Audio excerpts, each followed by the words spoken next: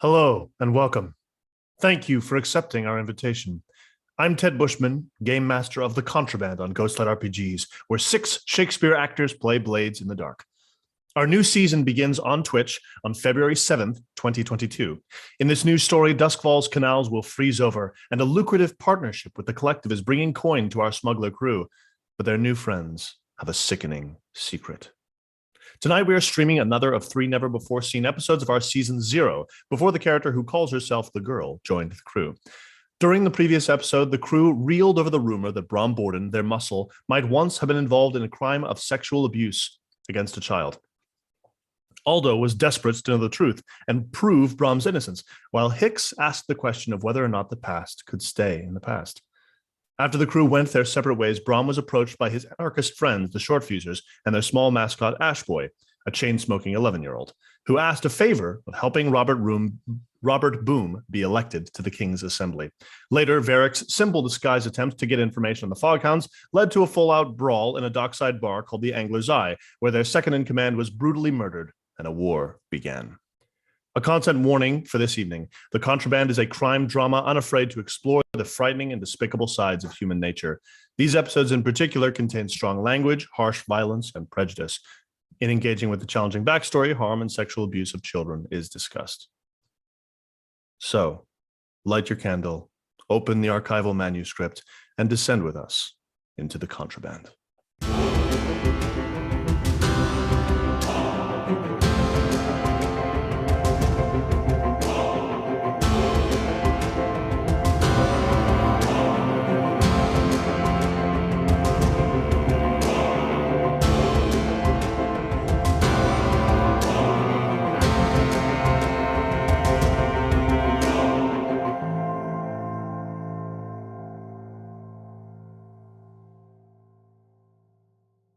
The idea of a printing press in Char Hollow is laughable.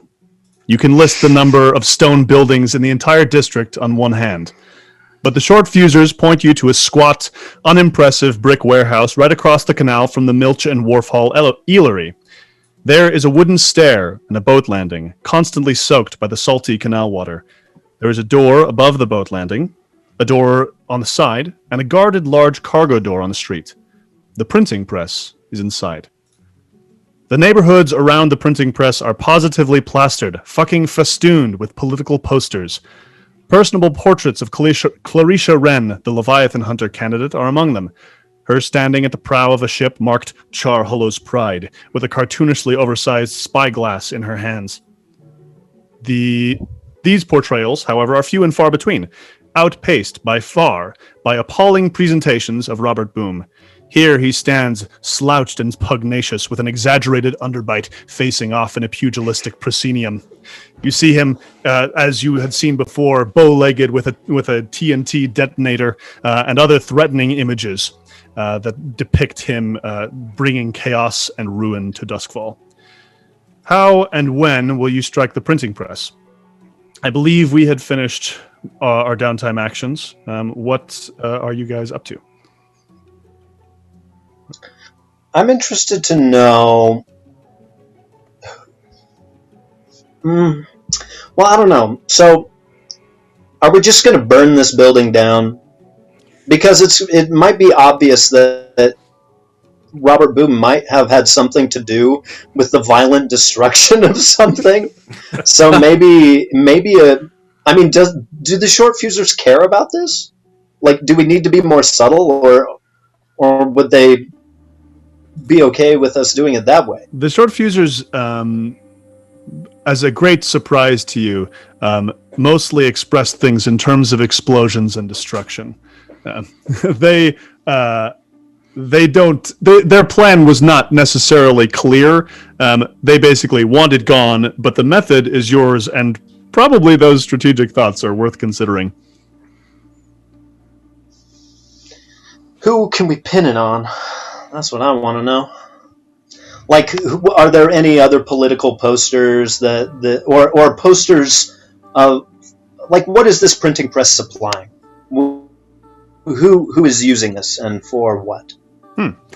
It is, so it's located across the river in... Yeah, like, is there something we can use? People who Yeah, people who would be. It's an independent printing press. It is not owned by the Leviathan Hunters. You imagine that the space has been rented out potentially during the election itself. It may have been used by other individuals. Obviously, there are political folk who could have done it.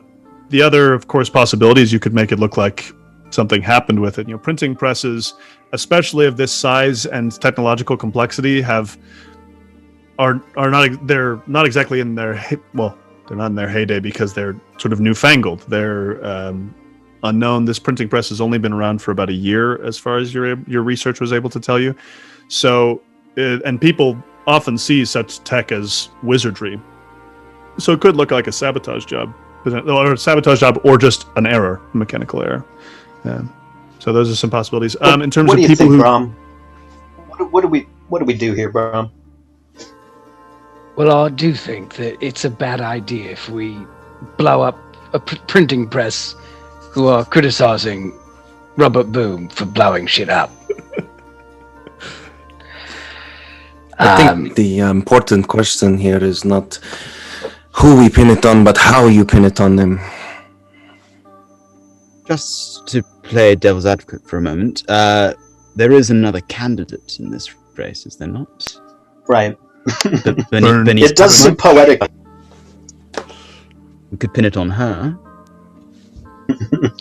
Yeah, like an elaborate ruse that that she or whoever is responsible for the printing wanted to make it look like they were being targeted by the short fuses, but there's some kind of credible evidence that we fabricate to show that it was a self-inflicted job. Does that make sense? It's like a double bluff. Yeah. Yeah. It's a lot more likely that would happen than someone other than Robert Boom blow them up. And you have to. It is a good likeness of him that sort of takes one of the posters off the wall. Yeah, it's fucking great. I kind of think it's a better advertisement than they've been using. The future is coming. It says everything that his campaign stands for in one image. Yeah. Was there any chance we could somehow sneak in and print a whole collection of materials that look offensive to someone other than Robert Boom, and then burn the place down? And plaster those everywhere so that that person looks as though they have motive to at least muddy the waters. It's getting quite elaborate, I know. That's not bad. I like it. I don't know how to run one of those things. yeah, you're aware of the general idea of, you know, placing the individual letters. Though if you had like a piece of art, you would need like a custom made form that you would then place the ink onto, which would then be pressed onto the paper, like an etching, etching. Yeah, an etching. Yeah, or an etching. Exactly. Yeah. Mm-hmm. Yeah, exactly right. I wonder if we combine that. Now, granted, we'd have to find someone who could make a credible poster that would incriminate them against someone else. But what if we combine that with an obvious show that the short fuses like the poster and are using it and aren't offended by it, don't want it to stop? Yeah. Yes. Like we dress up and go around with other short fuses and put up more of the posters in a very public place. I like that. I mean, we'd have to get them on board. They don't seem to understand how good an advertisement it is. There's no such thing as bad publicity. Let's go talk to him. Wonderful. You head to Coleridge, where there's a machinist's shop, where the short fusers are hanging out, and they're on board. You know, we don't need to make any rolls about this. They think this is a great idea. And they just sit, hanging on your word, saying, "This is, Peter Powder, of course, going, oh, That's just perfect. I'll talk about how much I like the poster. Is that sort of what you would like me to do? It's exactly, yes. You got it, Peter. I can certainly do that. Like, it looks like Robert. It's likable. It's a great poster. It is, now that you explained it. I really think it is nice. Wait, Peter Powder is picking a pack of paper posters? He's promoting a pack of paper posters. Okay. That makes more sense. Okay.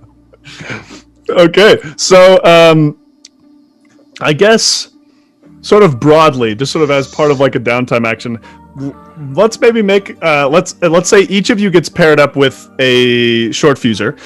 You can choose who you'd like to be with. So there's Gunpowder Sally, the chain smoking sort of leader of the short fuser, except for Robert. There is Amelia Ricochet, who's sort of relaxed and very very capable with explosives. There's Peter Powder. There's some young 11-year-old whose name I can't recall. And there's also another one whose name I forgot. Jack Spring, I believe, is his name. But who would you guys all like to be paired with? I'll go with Amelia. Okay, great. Ash Boy. I was like, nobody's gonna take that from you. I'll take Gunpowder Sally. Okay, great. This is and I'll take whoever's last. And this is Jack. like before we go do the. This is before the score has happened. Yeah, this has probably been happening before even like the events that happened at the Blue Code Archive potentially. Okay. So just sort of leaping this back a bit. So you, so who did you say you're going with, Aldo? Whoever was the last one. Okay, so I'm sorry. Jack Spring. Jack Spring, great. Yep. So everyone, explain to me the method by which you promote these posters, and then we'll decide what type of role it is and see how effective it is. So Bram is walking along with Ash Boy. I do that too. So I'm walking along with Ash Boy. We come in, mid-scene, and I'm saying, you see, the power is centralized with people who've got money, and the money is ostensibly the right to rule, but it's all backwards because money is supposed to serve those who've got the right to rule, the people, and be the resource through which they exert their influence. But instead, it's been reversed. You understand? You say economic propositions, as you say, is it people's... Just say no. If you don't understand, just say no. Whatever, I understand. And then we walk into the middle of a char hollow, I don't know, like a green or square, somewhere very public, and just start slopping PVA glue on a paintbrush on a big board like the side of a building or someplace, some kind of public square. And then we take rolling pins and roll the poster up just across this very public area where it's clearly not supposed to be.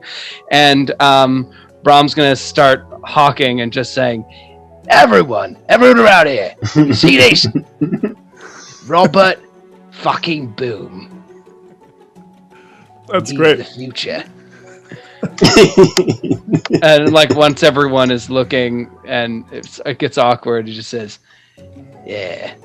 And kind of like snaps at Ash Boy and steps down. And I'll do that like 12 times. I love it. Yeah.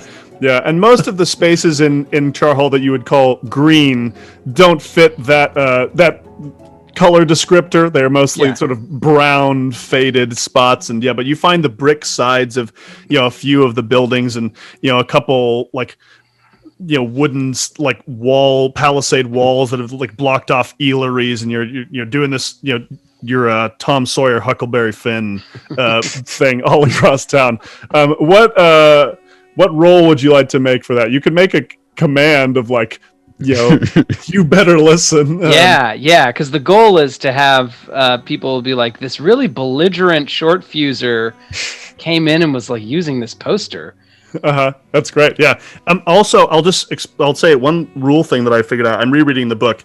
One cool thing is that when it comes to action rolls and how they're used, players get the final say about what actions are appropriate for a situation. So you get to make the call of like, no, I think I can finesse this or whatever. I get to make the call about how effective some of those actions are. So I might recommend Hunt would probably be better for this. But that is part of the rules. I'm still trying to figure out that ambiguity. But essentially, if you want to suggest something, you get to make the call and, whatever, about what you can use as a role. Cool. All right. Rolling. 5. Oh, great. So you have several people come up and say, sort of confusedly, so these ladies carrying, the washerwomen carrying these dirty laundry from Brightstone and Charter Hall on their backs in these huge containers. They'll be like, I could have sworn those posters were against Robert Boom. Are you maybe confused about what you're doing there? Now, listen, ma'am, I'm not confused. In fact, think about it this way. All those fancy people whose clothes you're looking about on your back, how would you like to see them blown the fuck up? Or at least take the day off? Yeah, the first lady goes, well, I don't know about that. And the other one goes, I sure fucking would like that. Yeah, I thought you'd understand. You see, those people are literally sitting on your back with those clothes and the labor that they put you through. You should be the one calling the shots, or at least telling someone else to call the shots. The power resides with the people, and the people want to light a match. Well, you're right, sir. I agree with you. And the first one says, it seems a bit extreme, but I do like the part where I get to be in control. Great, you have succeeded at this task. All right, so how does Aldo spend his time with Jack Spring? Yes, with Jack Spring, I have something a little showy to make something worthy of the Mr. Boom and his name. Nothing too violent or anything, but I'd like to, if possible, take just a little bit of fire oil from my stores, and I would love to. As we put these things up and glue them up onto these walls, I just want to leave behind I'll shout into the air with Jack Spring if he will do this with me, of course. Oh yeah, he's I'll say anything, variations of whatever I've heard as "future is coming" or whatever, into the air, or boom and I'll as I do that, I don't want to make a lot of fire, so it's a very, very controlled amount, hopefully. In which I kind of want to just like drop a little bit and have it burn for a little bit, not the poster itself, but nearby. As we shout and burn it and run away, go, boom is doom. I mean, or yeah, right. Boom is doom to the rich. And I'll run off. I love it. Let's make a tinker roll. I think is probably going to be the best play there. Hopefully, I am as controlled as these steady hands will allow. We call that a 5. Okay, great. So you, your pyrotechnic display goes exactly as planned. Jack Spring is briefly immolated. His clothing catches fire.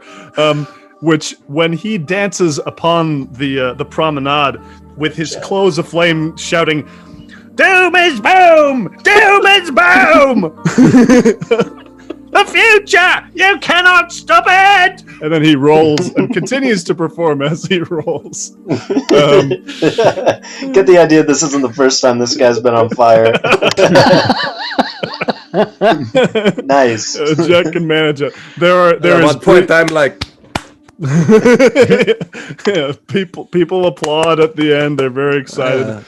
but we don't stay anywhere too long. As soon as the message is out and we've made enough noise, we're like, we're zigging and zagging across. Yep. Yeah, you only a couple times hear at a distant block hear someone saying, "Excuse me, sirs, do you have a permit?" And they are the sort of peacekeeping force, not of the Bluecoats, but of the Triple Piss, the People's Prosperity Party. But you were able to outrun them. Varric, how does your event go? And who did you take with you? Remind me. I picked Gunpowder Sally. Oh yes. Miss Sally. How comfortable are you with a little bit of performative art? Are you asking me out? Maybe later.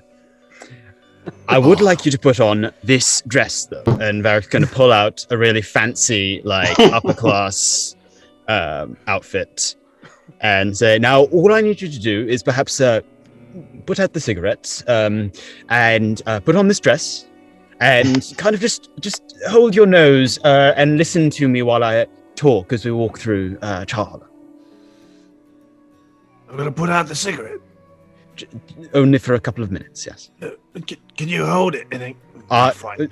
It's fine. It's fine. She throws it on the ground, stamps it out. I'll get you a new cigarette. She takes hold of the dress, and you see black soot stains immediately pressing into the fabric and the lace of this dress.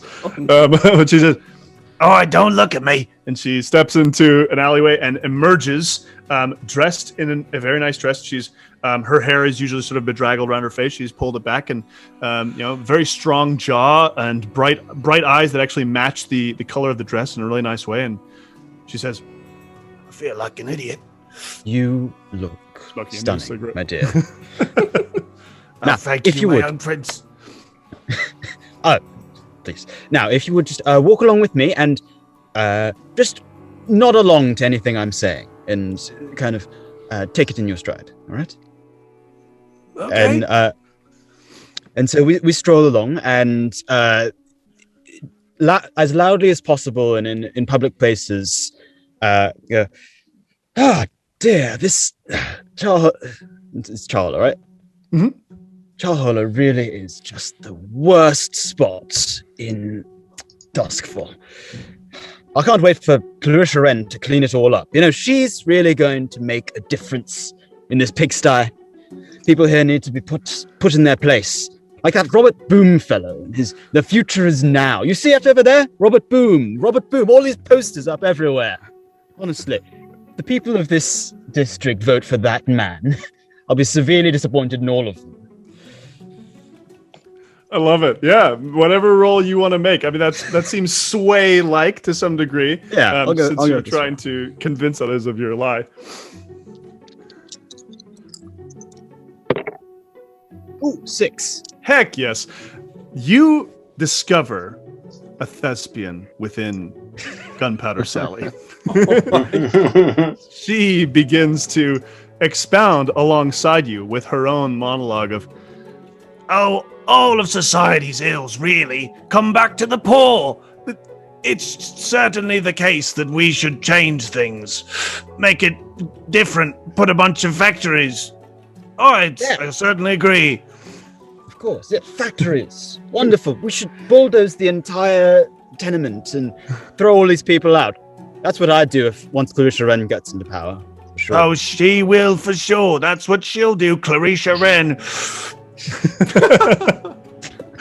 This is you gain some you find yourself the subject of some dour looks from others as you pass. Some laborers returning from work in Coleridge with sooty bodies and clothes. They scowl at you, but keep their distance as you go, sort of just looking sourly.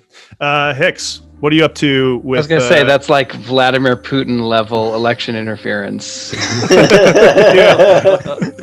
Oh, gosh. Also, I choose to believe that that Gunpowder Sally just kept relighting cigarettes every time. Took it away from her. She can't stop herself. All right, yeah, what you up to with Amelia Ricochet? I think that Amelia and me are going to. I'm gonna say, Amelia, do you have access to gunpowder? Does an eel shit in the river? Thank you, Amelia. So I'm gonna go to. I need to get some paper. Basically, I want to spend a couple hours making a bunch of those little snap poppers. Yeah. So we're like, taking bullets apart and like wrapping them in like tissue paper if I can get that.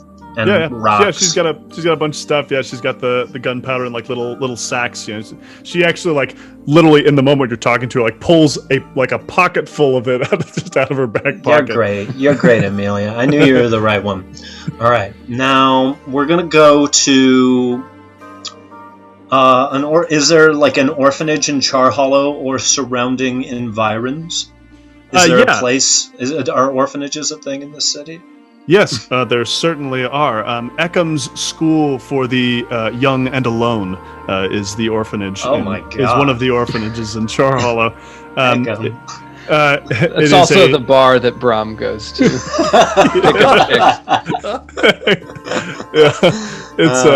The building is not. It's multi-purpose, but right. It's made entirely of wood. Yeah, there are children there. Great. Many of these children, I imagine, would know me because I give them little pennies to do my bidding. This time I'm going to just roll up to the orphanage and like say, hey guys, what's up? It's me. And I'm giving out little bags of these little snap poppers, and I'm like, a gift from Robert Boom, Robert Boom. And then I want to convince these children to go throughout the city and tear down any of what's-her-name's posters. It's okay to leave up Robert Boom's posters. Yeah. But to tear down Homegirl's posters. And Clarissa Wren, yeah. Mm-hmm. Right, and I'm going to give, there's another box of these per poster that you bring to me. Wait, that's a lot. Okay. I'm going to delegate this to Amelia. Amelia is your person you should talk to. She's going to hook you up. Right? We're like talking to all these like dirty children. Like explaining the real voting populace. Yeah, the true power. Great. So I'm gonna consort with my friends. Kids. Is that all right? I love it. Yes. Cool. I rolled double twos. The problem that results from this is that they all come back sort of expecting something of you, and what really happens badly, I think, is probably that these poppers are going off, and you find a bunch of the kids get rounded up by a squad of bluecoats who show up, and they're like, of course, in proper all cops are bastards fashion, show up and it's like, who are you working for? What are these explosives? And these little kids are like, Robert Band! They slammed on straight. So the crew gains 1 heat from this encounter with the bluecoats. We've got no heat. Yeah, things are terrible at the moment, yes. But they say, it's enough of a connection that there's people looking for the person who paid off these kids to throw these explosives. Though for the next 24 hours in Char Hollow, there's constantly the sound of just this like fizzing and pops of all these little. It's probably a net gain for Robert. When we meet back up, Brahms just got his cigar at the window, and he looks at Hix with a big grin, and he's like, "That's a good sound." Yeah. Oh, so good. So you get the sense from the 3 successes of these events that it's sure looking like Robert Boom is embracing this thing. In fact, there's a about a 3-line newspaper article in the Sniggler's summation talking about about this clever reuse of his opposition's resources. So clearly this is a gain for Robert Boom, to some degree, though most people surely won't be convinced. But you get the sense that they are convinced of this being his strategy. So if the printing press was to be downed, it would be confusing for it to look like it was him. So We've turned this from a job to exculpate him to a job to take down and incriminate his enemy. Yes. Which is much more our MO. It really is. It really is. I also love just you're knee deep in politics as well. It's such a delight. The problem is it doesn't pay whatsoever. We have no making any rep, money, no dude. rep. Yeah, not getting anything from this. I don't even support his policies. I could care less. All right, so are you guys making the move against the printing press? Well, I don't feel like we need to. Because I feel like if they print another bad poster, then we'll just, spin it. Because anything can be spun. Yes, in this world, surely. How convinced are the People's Exclusive Party with are they happy with this result, or are they still because we're kind of on the hook with them? They are pleased. I think that they would be willing to accept this as because the issue is they said these posters are a problem. They asked if you could take some down. Instead, you recontextualize the entire situation. So I think that the short fusers are quite pleased. Which means you could, at this moment, take another score. And that's great for us and them because we didn't use the explosives. And that was the arrangement, right? Was that we'd keep some? Yes. Yeah. So you now have explosives, which you could use if you made an assault on the Orca's tooth. Yeah. Hey, let's do it. Okay. I think we're ready. Amazing. Now, so reminding you of all the things that you have for the Orca's tooth job. One was there's this issue of a boat. So if you have a coin to spend, oh my gosh, the Silk Shore is collapsing. Is that you only have one boat, and so there's the question of sending others. You could potentially fit you guys in one of the two crew because you've got a Red Sash group and a Crow group. Who are willing to be involved in a strike against the Fog Hounds, which are Baldwin and some of the old dogs, and Ajani and Isioke, who are both Red Sashes. If you wanted both of them to join you in the assault on the ship, that would require you to have two boats, or you can have everybody go on one boat, but only have one of the groups. I don't have any coin. Do we have any crew coin? We have 3. I have a coin left as well. Yeah. We're not going to be able to, when we fill our rep, we won't be able to tier up because our hold is weak currently. Mm-hmm. So when we fill our rep, we're not going to be able to spend that coin anyway. So How do we fix that? Basically, whenever you fill your rep meter, you either take your hold from weak to strong, or you have the opportunity to rise in tier if you have 8 coin times the number of the tier to which you are ascending. So you are currently tier 1. Ascending to tier 2 would require 16 coin and a full rep meter. And a stronghold in our... And a stronghold, yes. And our hold is weak right now because we're at war with the Fog Hounds, right? Yes, it's that. It was triggered by specifically the Red Deer event when they came in and blew out the window and assaulted it.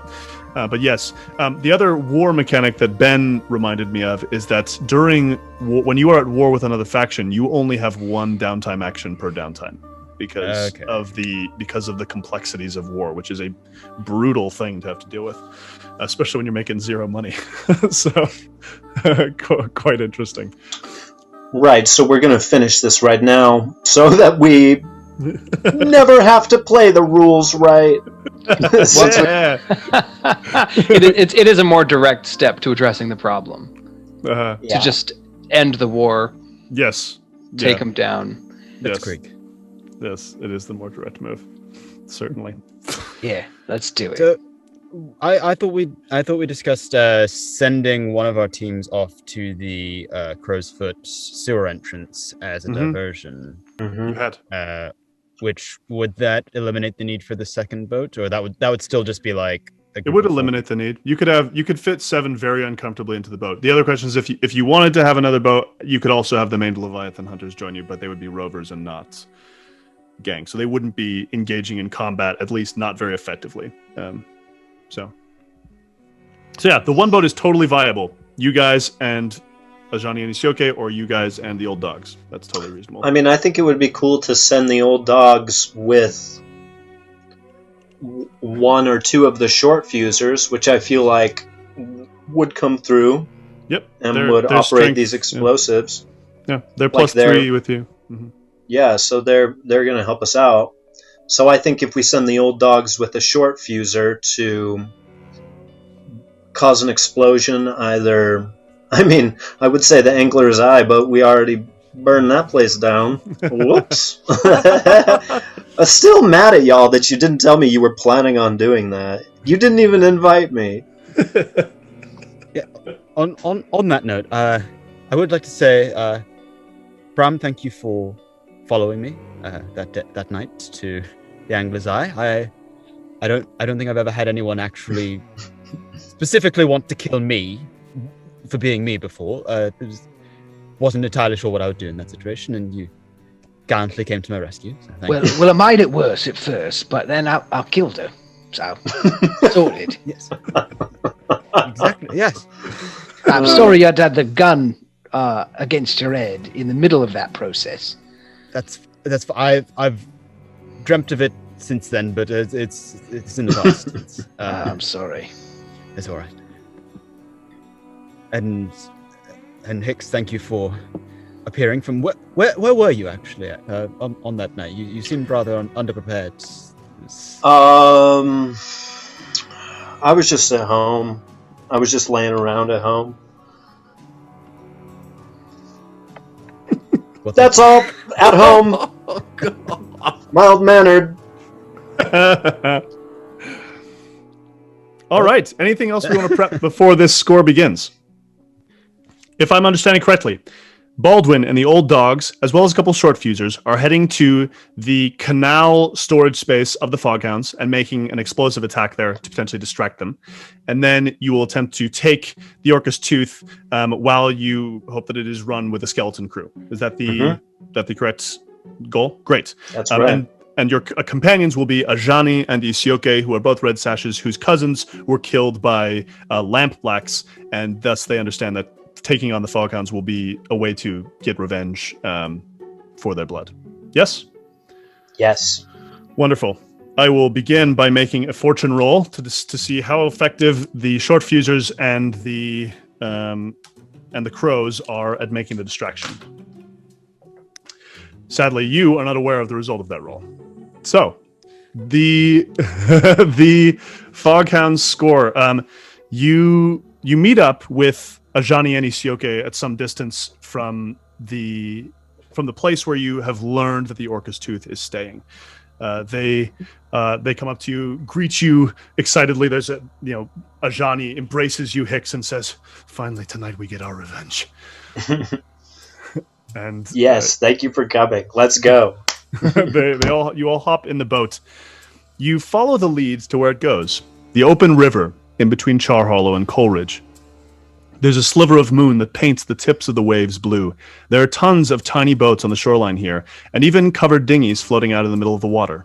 As you pass by one, you see 2 people on this boat snoring underneath a tattered leather canopy. They're homeless, trying to sleep on the water while avoiding being picked up for waterway obstruction by the Bluecoats. The closest Bluecoat patrol you can see, however, appears to be about 2 miles off, which is very far, almost at Brightstone. The reflection of the water, of the lights of the city, sort of paints the water around you. From a distance, you can see your quarry. It is a lumbering metal shape, staying away from crowded areas. It's a sizable machine. About 14 feet ascend out of the water, with a glowing red engine, a narrow top deck, and the scars of battle against Leviathan hunters. It belches steam out of its top as it chugs down the river. You are in your boat. the Rough Penny, Ajani and Isioke are with you. Aldo, where are you? I am standing. Yes, I am here, but I am probably near the back of the boat by myself. Okay. Yeah, just quiet, doing your thing. Yeah. Okay. So what are you guys going to do with the boat at a distance? What is your approach? Obviously, your attempt is to follow it. Prowl is a reasonable action to see how close you can get without having too much. Let's prowl on up there. Okay. As we're approaching, I'm going to be shooting up some blood needle. Okay. Jeez, dude. Oh, shit. What are you doing? Don't worry about it. I am a well-tuned machine. I am a mechanic just taking this meat to the next level. And I'm just going to shoot it in. Offer it to, Ajani and Isoke. I'm like, anyone want this? Don't touch that stuff, Ajani. I'm just going to walk up and grab it and throw it off the edge. What? Can I resist that? No, I don't want to resist that. I don't want to get stressed about it. I don't have the stress. What you offered was the dregs of the specific needle. So. my don't share needles. That's what I yell at. God, get the fresh one at least. If you're going to offer it. I start to sweat, perspire, and I just sort of go to the front of the ship and start to inspect my guns or something. I don't know. Yeah. I'll look over at Aldo and Varric and say, "Are we sure we want to go through with this?" And we look at him. Caved a man's head in the last time he looked like this. I think we'll be all right. Yeah, he also wasn't wearing clothing. Not to mention, it doesn't seem to be affecting him very well. Who knows how many times he's going to be able to do this before he keels over in the middle of this. Hopefully at least one more time. I'm worried if I give him anything that I've got, it's just going to burst his heart at this point. Is there any merit to the idea of someone going on shore? Someone following along the dock or whatever? You get the sense that the ship it's trying to keep to the middle of canals. It doesn't want to be spotted because technically this is Leviathan Hunter ship property that the Fog Hounds have stolen. And so they're concealing it to some degree, but they're a little bit far from shore. You could potentially have someone follow, but it might be difficult for them to get back on the water. Okay.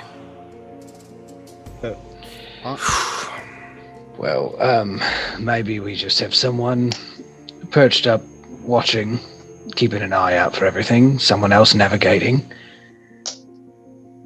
Anything else? It is... once we get on, what is our plan of action as far as taking this thing? We want to avoid damage to the vessel itself. Yes, I'll do my best. And I already talked to Arisha. She and the main Leviathan hunters are going to roll up a little bit later and take command. Yeah. So all we have to do is get rid of everyone on board is all. Okay.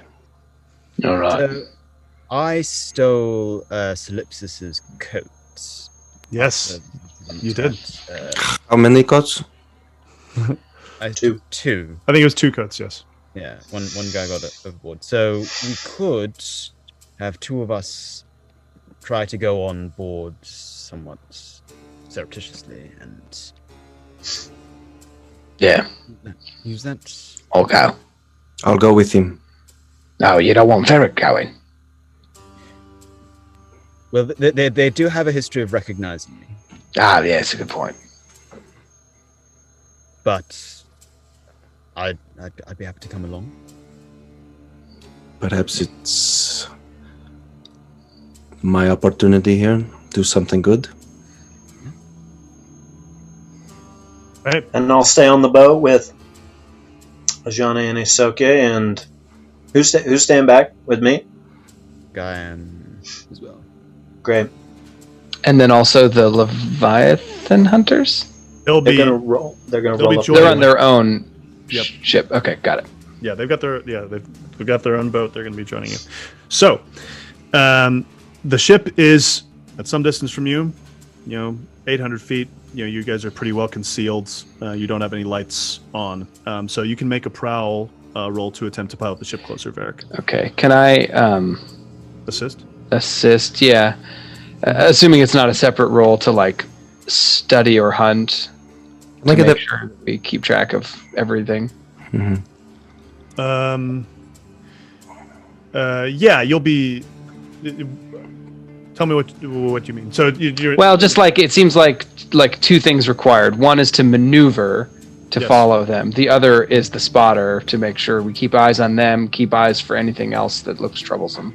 sure. Mhm. Yeah. Someone could make a hunt or study roll as well to do that. Yeah, I think simultaneously those would be good. Can I have everyone's stress real quick? I forgot.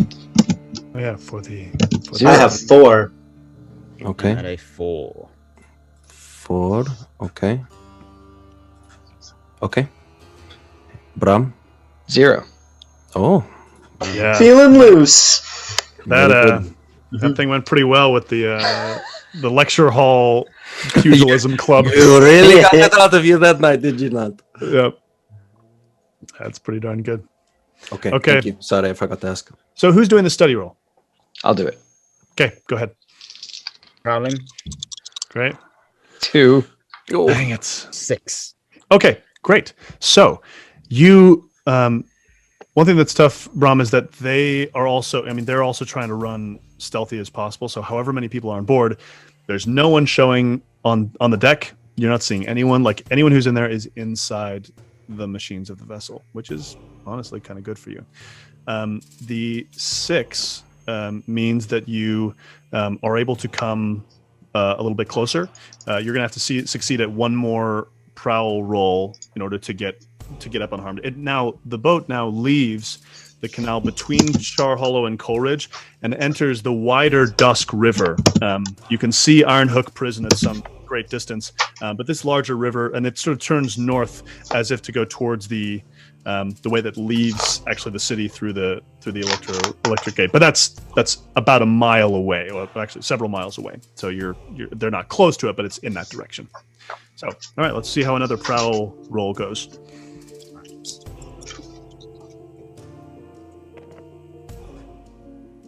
There's another 6. Okay. Yes. Yes, that is fantastic. So Good go. so you find yourselves creeping up behind the Orca's tooth, and they and you're approaching. You're about to get up to the boat itself, and you see a single person atop the ship. You also notice that the ship has several defenses. It has a mounted weapon, a harpoon gun on the top of the ship. There, you get within 30 feet of it, so you could easily get here and get onto the ship. So you have not had to have a pursuit or anything. And in that moment, you see that that there is a person spotting something going out in the water. So you have reached the boat. You have been able to prowl and succeed at getting up to the point where you could sneak up on the boat. There is someone who can see you up there. I'll just nod at Aldo and start booking it as fast as I can, scramble up or over the side of the ship and go for the person. Okay. I've got a heavy load, by the way. I do too. Yes, As do I. Great. Yeah, everybody's just like bogged I'll down, go like ahead, yep. the boat is sinking. We're strapped. Yeah, it is looking intense. I'll scramble up after him as well. Okay, great. So the boat slides in. You guys are going to run up towards this person. There is a bit of mechanical confusion to get up onto to get up to where he is. Just like you have to basically climb up a metal ladder to get onto it. So you're coming in uniform. Yes. Okay, so as the boat comes up alongside, everyone else in the boat, I assume, is maybe hiding under like the tarp that the to keep yourselves hidden, so that the two in uniform can get up. I've thrown blankets over all of the carved animals. Fantastic. So Aldo and Bram, you leap up onto the metal railing of the ship. There's a rail that goes up, and before it does, the person atop says, "Oh, hold right there, you Fog Hounds." He's got a gun on us. He's holding it. He's not pointing it at you.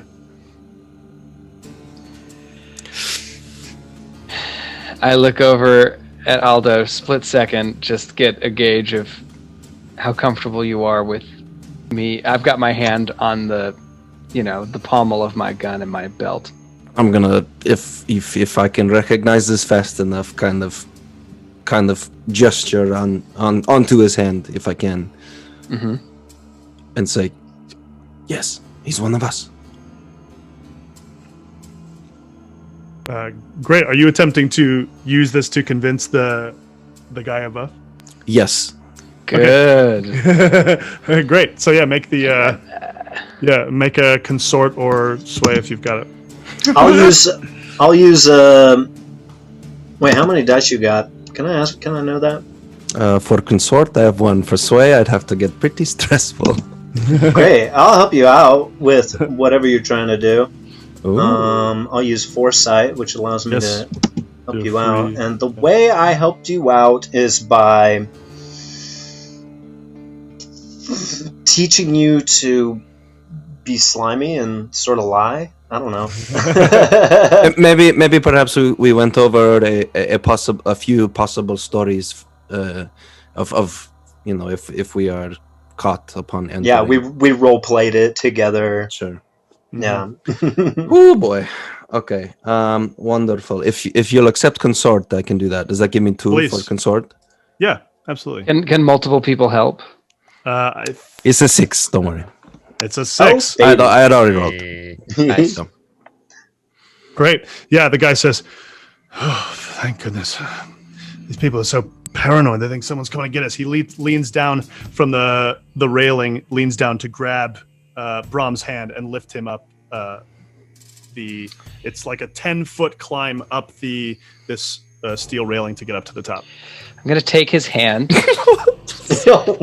and then with the other hand, I'm gonna pull out a meat hook from the eelery, Yes. and I'm gonna stick it in his arm and chuck him down into the water. Oh my gosh, amazing. I mean, actually, better put the meat hook in the chest. Try Sure. and quiet him as much as possible. Okay, Oh yeah, good idea. great. Yeah, make the... So this is my, let's say, it could either be a blade or how about an unusual weapon?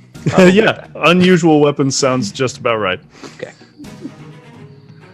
All right, great. So make a skirmish roll, I think. That seems like the kind Yeah. of thing you're trying to do. Yeah, you're trying to get that into him, fling him down. 5. Okay, great. I'm going to roll fortune on how well you're able to keep him from making noise. He screams.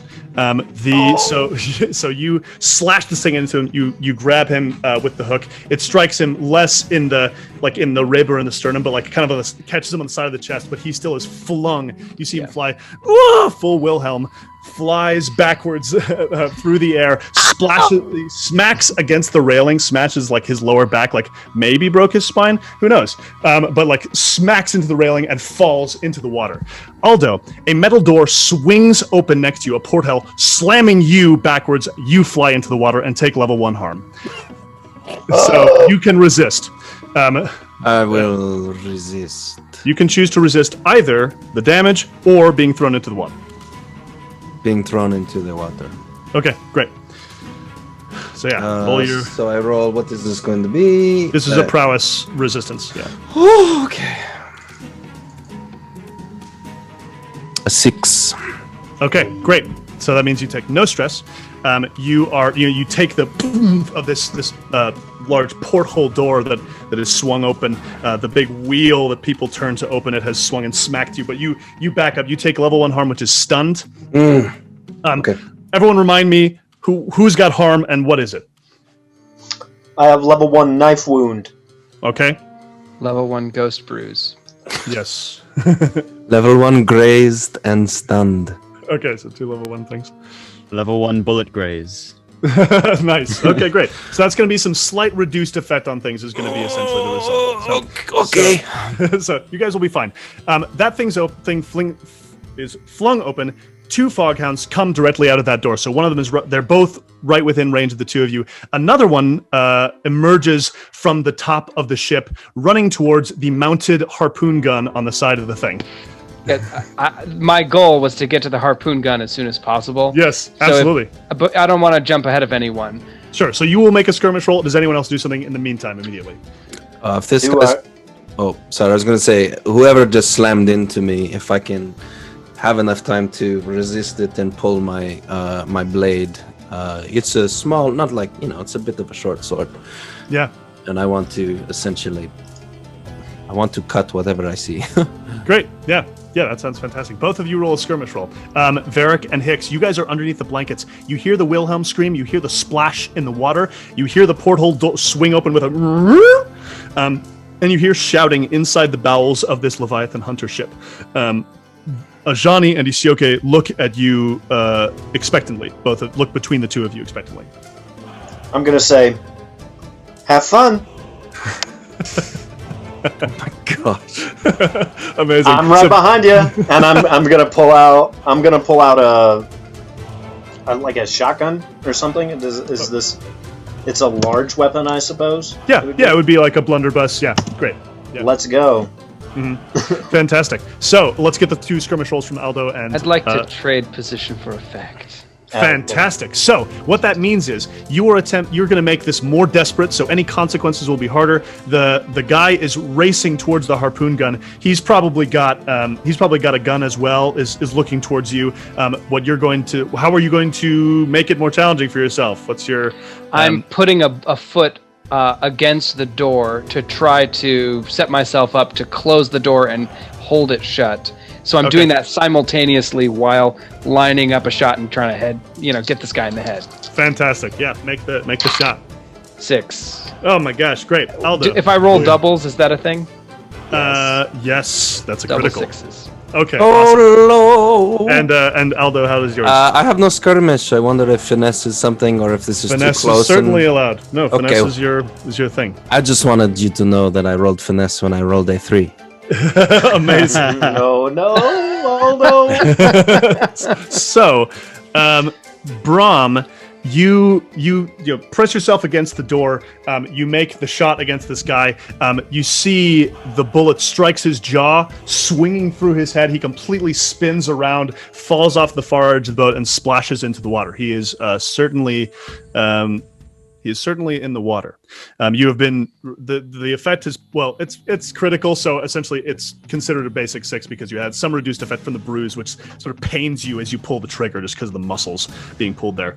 Aldo, you as you are going for this, the guy kicks you back. He's like sort of laughing at you, like, what is this fucking little sword? He's got this big old cleaver that he strikes you with. He then reaches into a pocket and tosses over his head a small black sphere, which falls into the water and explodes. The rough penny takes 1 point of harm. The rough penny, if she is harmed 3 times, will be destroyed. This explosion rocks the side of the boat. You all feel the effects of it. In fact, Hix, you are still underneath, giving orders, so you are not struck by anything. Varric, were you? Well, of course you're going to now say you were under the blanket, but where was that where you were? I was going to try to use one of my patented lies under pressure. So I was planning on pressing right up against the hull while still under the blanket. So I could have been close enough to. I was getting up, so maybe I'm not under the blanket if you're looking to hurt someone. I am looking to hurt someone. That is my goal.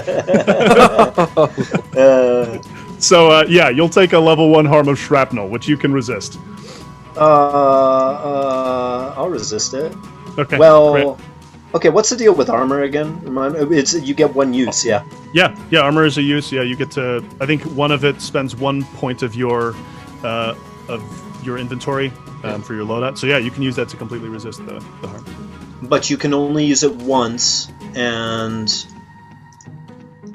yeah, I think unless it's heavy armor, and then you can use it twice. Okay, yeah. Yes, but heavy armor takes more slot in your. Okay, I'm just gonna resist this with a roll, actually. Yeah, do it pure. It's only what level Since 1 armor. since I might get Yeah, absolutely. Okay, I rolled a 4.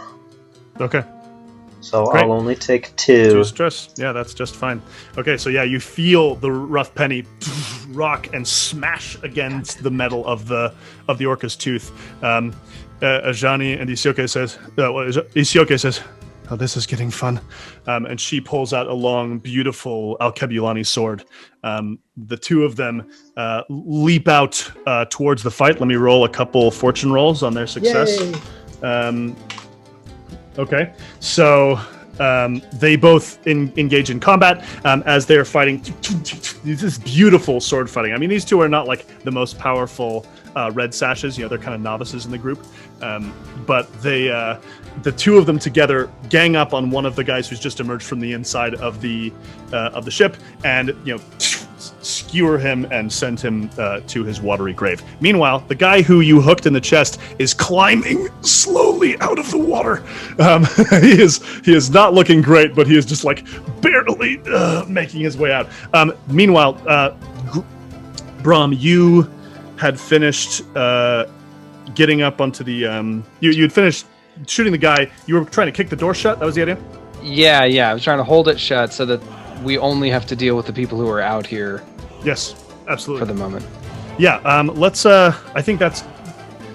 Let's make a roll on the success of slamming that in. Like if you're able to push against it, I think it would be just another skirmish, which you're good at. Okay. To see how effectively you can do that. Any other actions that people are taking in the meantime? How far away is the guy who got cleaved in the chest? Is he climbing up the side of the Orca's tooth, or is he climbing into the rough penny? Side of the Orca's tooth, he's visible to you. He is holding a sopping wet pistol in his hand, sort of looking around as if to try and shoot somebody if he can. Okay. I would like to leap out and try to grab onto his back and drag him back down into the water, and also try to take his clothes while I take his clothes. Are you trying to leap into the water as well? I'm trying to leap onto this. Like, if he's climbing up, if he is starting to climb onto the side of the Orca's tooth, I want to basically leap from the rough penny on top of him. And if he's managed to get a hold, pull him off of the wall. Yeah. But you want to stay up there as well. Not necessarily. I'm happy to get into the water with it. Okay. I want to get him in the water. Sure, that's great. What's your what action do you think is going to be appropriate for that? I would make a case for prowl, as it's a physical jumping action. At least for the getting on top of him, if not for subduing him. I'm happy to do another roll to try to take him out. After that. Sure. Yeah, let's make the prowl to see if you can essentially get into this move with him. 5. Okay, great. So you leap onto the guy. His bullet rings out as it shoots into the midair. Nothing is happening, but you do hear nearby in the channel there are people who are shouting, "Gunshots! What's going on?" And you also hear the engine of the Orca's tooth goes, and you find that it is starting to accelerate. Ajani and Isioke quickly and mindfully leap to the Orca's tooth and attempt to start tying it up. I'll roll a fortune roll for how effective they are, but if one of you decided to aid them, that would potentially make it more certain that you're going to be... Yeah, I'm with them, basically. Tying it to the rough penny, or to... Tying the rough penny to the Orca's tooth. Yeah. To make sure that you guys keep going. Yeah, that it doesn't get left behind. Also above you, Graham. So you're making your roll against the door. How'd that go? Double 6s. Oh my gosh! I literally I was like, okay, how to make sure that Bram has to do things other than skirmish. You hear footsteps of 3 more individuals clambering out of the upper level thing. You hear these clonking big old boots getting up onto the thing. you get the sense that this is probably not a total skeleton crew. You don't know how many people total are involved in this business. But let me quickly, for the full picture, there's the guy hanging on the side of the boat. There's the person who is in the fight with Aldo. There's the one who the Red Sash killed, so they're gone. And there are the 3 more on top. So there are 5 total Fog Hounds currently seen. One got his jaw blown off and is in the water, and if dead or alive, floating behind you some distance. And there's the one that the Red Sash has killed. So 2 are dead. There are 5 currently remaining, visibly on the ship. You see that the Orca's tooth is leading sort of further and further away from the shoreline. You're getting out into open water. They're trying to pull you away. So what is everybody else doing? So the porthole door slams shut, and you hear a scream from someone as if their arm or hand was crushed inside the door as it was done. So yeah, not very fun. Yeah. So I have a blueprint of this vessel. You do. And I studied it to find where the entrances are. What they're like, or at least what is in the original design. Yeah. Of this specific vessel. Sure. Yeah. There are, so this original vessel it's one of like 10 such little boats that would be inside the hangar of a large Leviathan ship. These are these enormous ships. These boats, these Leviathan hunter sort of sub ships, would go out and harvest. They would be the ones specifically harvesting blood from Leviathans. They're usually crewed with a maximum of 20 people.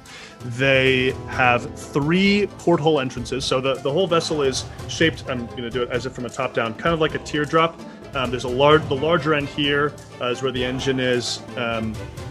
No, the larger end here is where like cabins and the larger spaces are. It's closer up. You got the harpoon gun here. Rough Punny's right here right now. Anyway, you don't have to know particularly. There are 3 porthole entrances. One on the side where one you would have to climb over or go around the railing on the side because there's 2 levels.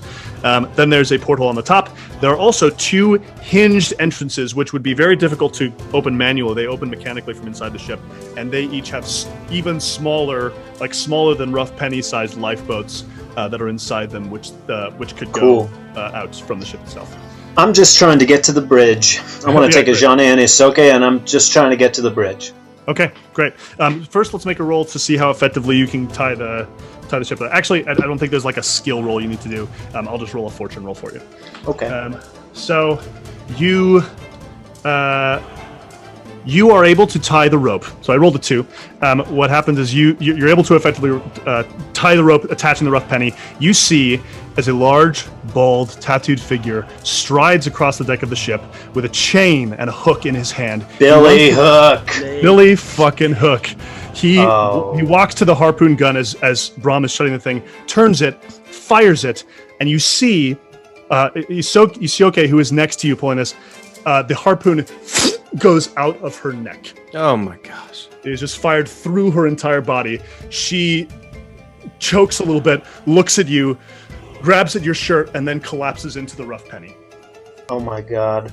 That's what I was worried about. That was horrible. I look over. Sorry, but is there like it's just a harpoon, or is there a line tied to it? In this case, there's not a line tied to it. Lucky him. It's loose, yeah. Go on, Bram. I look at Aldo and I say, "Can you secure the door?" I can secure the I've got it shut. I've got like a shoulder and a foot against it, and I'll hold it while he secures it, assuming you have a way to do that. There is the guy who's in between. That's the only problem. So what I want to say is you are in my way, and I'm going to throw. I'm going to try something. I want to throw my newly crafted device that I made from my Lightning 101 class. Woo! Mostly not to hurt him. I mean, if it does, very good. Great.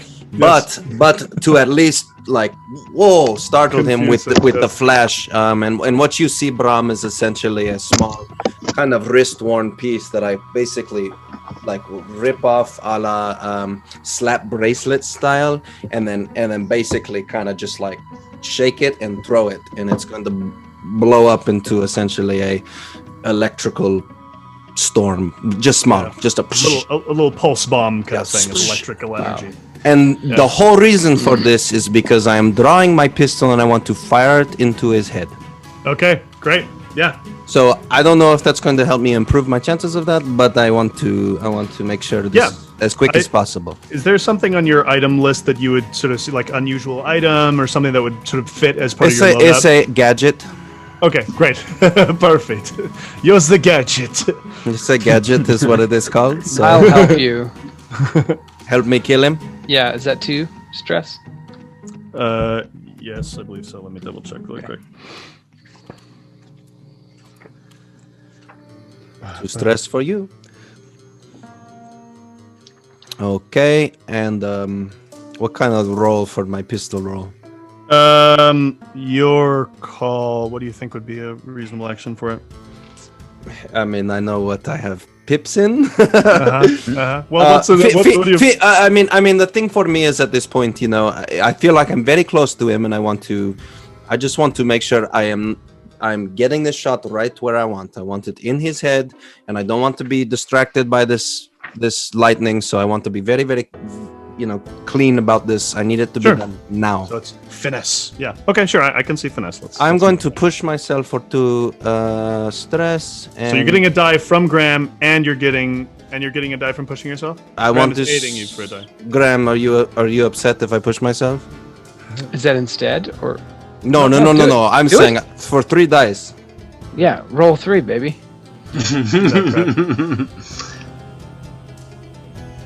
No. What happened? I rolled a 3, a 2, and a 2. Oh man, Aldo. Oh my gosh. Okay, so, all right. So you're not in a desperate position because you didn't. I mean, I think this is one guy. You're facing off against him. You toss this thing into the air. It just he's able to back out of the way. He just smacks himself against the metal wall in order to do it. Because of his reflexes, the shot goes wide, pings, ding, off of the side of the Orca's tooth. The guy then what happens? The guy then rushes at you and tries to again kick you off of the boat. So unless you resist, you are thrown into the water. I'm going to resist. I have business on this boat. Yeah, crap to do here. Okay, here we go. Prowess again. Yes. Or yes, prowess. Okay. Yeah, prowess resistance roll. Okay. I roll a 1 and a 1. Goodbye. Oh my gosh. Just have him kill me. Oh my gosh, that's 5 stress. Holy crap. Oh my gosh. All right. So this guy like kicks you in the chest, and you just feel it and are able to grab this thing, but you're freaking out. You see Isioke sitting there with the harpoon sticking out of her neck, still like leaning over the railing. And that's probably adds significantly to the stress that you are feeling in this moment. All right, let's get some more actions from some more people. What do you guys do? I'm going to shoot Billy Hook. Okay. And I'm trading position for effect. Okay. You are. Great. So that probably means you're leaping up onto the thing. I have to move from where I am with the door. That would be one way I would suggest trading position for effect, unless it's because you need to be putting yourself more into harm's way. Essentially. Got it. Yep. That would be my call for how you'd need to do it. If that's all right. Yeah. Could I do it in a way that I'm turning my back to the guy that just knocked Aldo in the water, but I'm still staying at the door? Because I don't want to invalidate the success of closing the door. And yes, absolutely. No, I agree. Yeah, I think that's fine. Yeah. So this guy's now, he's at your back, and you're turning to make the shot on Billy. Yeah. Okay. All it's right. a 6. Okay. Great. Hey. So. With Billy's status as the leader of the group and sort of effectively a slightly higher tier than you, the shot hits him in the left arm, and you see a gush of blood. You hear him like, "Oh, fuck!" And he pulls back off of the harpoon gun, runs towards the portal where he can get back inside the ship. He lifts someone up. There's now 3 normies up on top of the ship, who unleash a barrage of fire. Guns are going up everywhere. You're just seeing these fly into the water. Varric, you are like just so aware of each bullet striking the little wooden animals. You see the head of a little muskrat get blown off with a The muskrat! No, the muskrat! but you guys are here. You've forced Billy into retreat. What's going on? I'm leaping, letting forth my mighty yelp and leaping onto the deck and just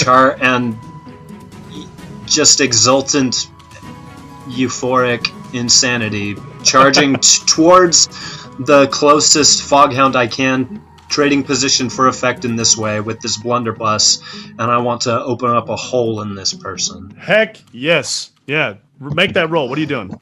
I'm going to hunt. Right. Oh, awesome. Great. So as not to forget myself, a 5. Okay, awesome. So you walk up to this dude who's been had the electric thing thrown at him, who threw a bomb at the rough penny. This dude's been sort of taunting Aldo, and he's laughing. And you shoot him, and his head explodes. He like his bloody remains scatter against the metal hull of the ship. Meanwhile, a man shoots you in the shoulder, and you take a level 2 harm as one of the guys on top of it. I resisted with my armor. Heck yes.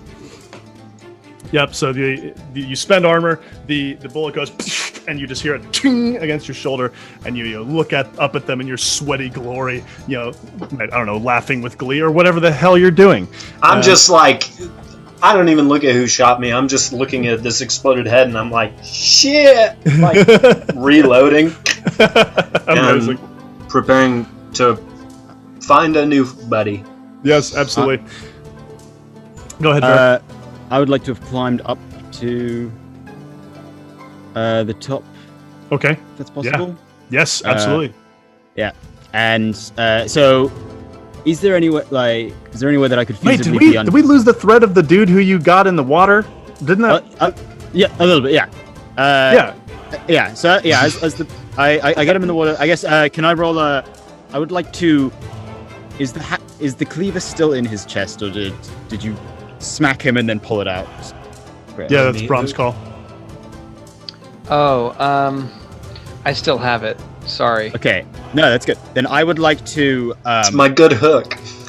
like very sharply just jab him in the open chest wound while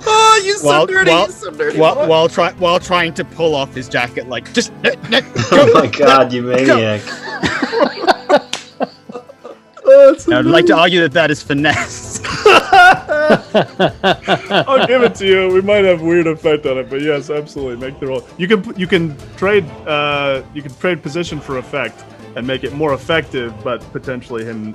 All right, yeah, I'll do that. I'll trade positions for effect. Great.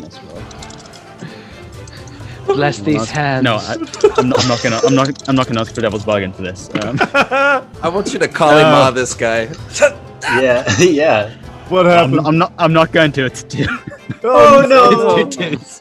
All right, so Buddy Boy is like fighting with you. It's fighting with you. You get the jacket off.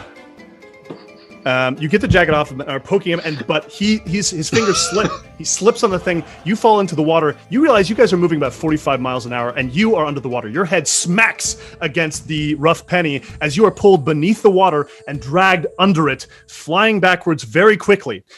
You take level 1 harm again, which will be just sort of stunned as you just like smacked your head against this. The water's all around you. This dude is nearby to you. You're let's see.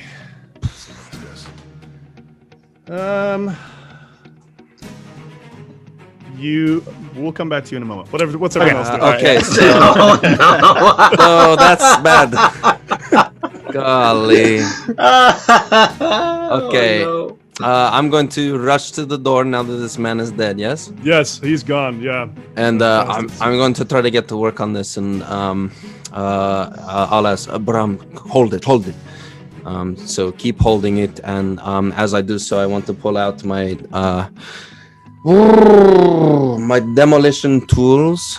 And what I intend to do is try to essentially, I want to wreck the hinges of this door so that it is essentially, pressures won't allow the door to open. Yes. And Is it one of those turning pressurized doors, or is it just a... It's one of the turning pressurized doors. So it's got this big, steering wheel on it that you and close it shut. So yeah, there's something I just want to make sure that it is not going to can't open. Yeah, and it's not like a big explosion or anything. I want to work this. But sure. As I am doing this and working, I have to as things are going on. I say, Bram, I found some things out. And if I'm going to die here, I need to know. Oh, just go to fucking hell. What the fucking hell? That is easy coming from someone like you. Why won't you just not tell me? I thought you fell in the water. No, I resisted that. I have to go. I am not going to my water grave. Do your job. We're working, you fucking prick. Of course. I fell in the water. And as I'm finishing up, I will let this thing loose and see if it'll blow up. Yeah, great. That's all. And let me make a tinkering roll. Yes, please. A 6. Ugh, great. Yeah, so your tech works exactly as planned. This thing is essentially sealed shut. That's the intended effect. Yes, I want to seal it shut. Yeah, great. Yeah, so there's a little bit of damage to it in the process, but nothing irreparable. So you guys are now, you guys are pressed against the metal side of this thing. There are bullets just raining down on you. You see a Johnny leap up the metal ladder, having seen what happened to his sister. He has just been standing shocked for several minutes. He leaps up, swipes with his blade as he's hanging onto the metal railing, makes a couple slices. You see a couple of the Fog Hounds struck, with bloody wounds on their arms. They're not shooting as much anymore. The fire is somewhat decreased, but he is surrounded by 3 Fog Hounds who are up on the top of the ship there. I want to. Oh, sorry. Go ahead, Hix. What are you gonna do? I want to get up there with him and cover him if possible. Yes. Like moving, I guess, behind him. yeah, totally do that. The other thing, if you wanted to run all around the railing of the ship, there's another a mirrored ladder on the other side where you could flank them. Yes, that. Yeah. You could. But as Hix is going, I want to say, how many doors are there? How many more? I will explain. The 3 porthole doors. How many? Right. Yeah, the so 3 porthole doors. Right. There's the one that you've sealed. There's a mirrored one on the other side, and there's the one on top where the people are coming out of. Okay. Those are the doors in and out. There's also the big hinge doors that will let out boats, but you are not able to access those. And we've either seen or guessed that more than 5 people have come out of the bridge. You've heard noise from inside to indicate that there are more people than you have currently fought. 7 total have been encountered so far. Now 3 are dead. 4 are dead. 3 are dead. 3 are dead, and one ran Billy away. Hook got shot. Yes, 3 are dead. Billy Hook got shot. Yeah, so there's 4. There's the 3 on top of the thing, and then there's the one in the water with Varric. Varric, you found there's a rope attached to the rough penny that is trailing in the water. It is 20 feet behind the Orca's tooth, and you are being dragged. I don't know if you've ever been behind a motorboat while it's just like, this water is piling onto you. And you, I'm going to make a roll of fortune here. You feel a hand grab your ankle, which is this dude who is just like hanging on for dear freaking life. Grab onto you. How do you get yourself out of this mess? Tell a lie. My father is going to. I was going to say, we got to hire this guy. Yeah. To deal with Okay. You could attempt to prowl to get yourself, get yourself off of him, kick him off of you. He doesn't have a very good hold. So I didn't roll very well on the fortune roll I made for how effective he is at grabbing you. So that means you could kick him off potentially and just use the rope to get yourself back, or your call. Yeah, Or you could I fight would him like or to whatever. kick him off, just Yeah. thrash my leg as much as possible. Yes. Yeah. And could I argue that's a prowl roll, or is that more of a skirmish? I mean, if you've got a skirmish dot, I think it would be. I would give it better base effect. But I think you could do prowl with reduced effect. Okay, I will prowl because Okay. I get 2 for that. Great. It'll better not be 2s. 5 and a 1. 5. Okay, that is pretty darn good. So you feel your wounds, a little bit not doing so great. You're obviously hurting a little bit, but you kick this guy. You use your other foot and kick him in the face. He's under the water at this point. You kick him and you feel more than hear a crack as his head bends a certain way, and his grip immediately relaxes. And he has gone into the water. You are now just going underneath the boat here. You're holding onto this rope. In the meantime, so for the consequence of the 5, another bomb flies off of the top of the ship. It flies into the water next to the rough penny. And you see as the rough penny flies out of the water, she is a bucking bronco in the air. She has taken 2 levels of harm. Another level of harm will destroy her. No. No. Please. Yeah, so as you see shattering of wood, as you see Ajani fighting off these guys, and Hix, what is Hix doing? I'm climbing up there and trying to blasto someone. Yeah, awesome. And I'm going to get... Are you doing the mirror approach or just doing the straight up? The mirror approach, yeah, I want to Okay. flank them. So If you want to roll a prowl, it's from controlled position, so nothing bad would happen if you fail. But if you succeeded at a prowl, you could get around without being noticed. I rolled a 1. Okay, great. So in a controlled position, essentially what you learn is that the action is not going to work, and you get a choice of doing something else. So nothing bad happens. Great. You just sprint around the side, probably. I assume. Screaming, no doubt. Yes. Screaming. It just doesn't seem to pan out. The quiet approach. Yes, absolutely. Yeah, you're just running around because you can tell that Ajani is, he's fighting off against 3 guys and he's still on a freaking ladder. So he is not in a good position fighting-wise. You leap up, you up the rungs of this ladder. You've got your blunderbuss. Let's make your roll. How you doing? What you doing? Great. I mean, I want to trade position for effect by getting awfully close to someone. Yeah, sure. And Great. I mean, I would argue for hunt because I'm shooting a gun, but maybe something else would be more appropriate, like skirmish or wreck, since I'm I think I would give a better effect for wreck since you're up so close. All right. Still figuring out exactly how to adjudicate. I'll all help of you. this. I'll help you. I'll shout. Yay. I'll just shout some grandstanding like, "Today's the day. The Fog Hounds go down." And you know that this is exactly what I need. When the history books are written, they're gonna be a footnote. And then so that I'm just trying to draw attention and also give Hix a little bit of a boost. Great, thank you. I rolled a 4. Okay, great. Which is a success. That is a success. And you've traded position for effect, so that means you're going to have greater effect, even if you will have greater consequences. So the first thing that happens is one of the lieutenants on the ship, this large man who you recognize as one of the lieutenants who you identified in your searching about it, he looks down and Bram goes, "Who the fuck reads history books?" and then he is going to first off, one of his friends nearby. So there's him and 2 other guys. The one looks back and says, "There's one more coming." Turns towards Hix, walks at you, and you go fire this blunderbuss at him. His gut is suddenly a wet mass of changed matter. There's just shrapnel blowing through it, and he stumbles backwards and says, "There's one more," and then he slips off of the boat, slides, and his head smacks against the metal walkway on the side.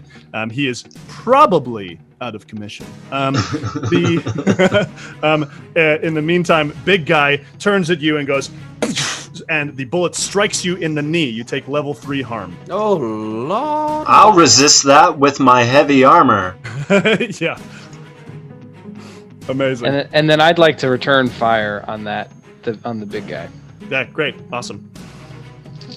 Yeah, so you the big bullet strikes you. Allow me to. Oh, go ahead. Yeah. I was saying before. I'm gonna let you finish. But as this is going down, I want to stab Bram with a little edge. Ooh. Now, what does that do again? I think it's a +1 die. Once in the score, you get to choose one die, one roll to which you will add a single integer to a die. And can as I it let goes, you do that before I? Yes, exactly. Yeah. So I do it, but you hear the whisper in your ear. You could just deny it, you know. And then I pull it out. So you feel a rush very quickly of endorphins. Yeah, what did you say? Okay, I'll use it to get a 5. Okay, great. That's nice. Yeah. So you just so technically 4 is equally as good as a 5 as far as Oh, it effect is. goes. I thought it was like a scale. Yeah, 6. I mean, I've sometimes like very mildly treated that way, but essentially 6 is success. 5 and 4 are both partial success, and 1 through 3. Then I won't use it. Save the edge. Yeah, Yeah. it'll be worth it later. So yeah, you get the 4 as the big shot against this lieutenant. Are you? You make the shot against him. You see it ricochet off of his armor, but a piece of this leather padding falls out, and you see like him clutching a bruise, as if you probably like struck a rib or something underneath the skin. In the meantime, you feel the ship. It swerves in the water, and all of you are sort of pulled, sort of thrown a little bit as it attempts to push you off of the ship. Let me roll some fortune and see how intense that is.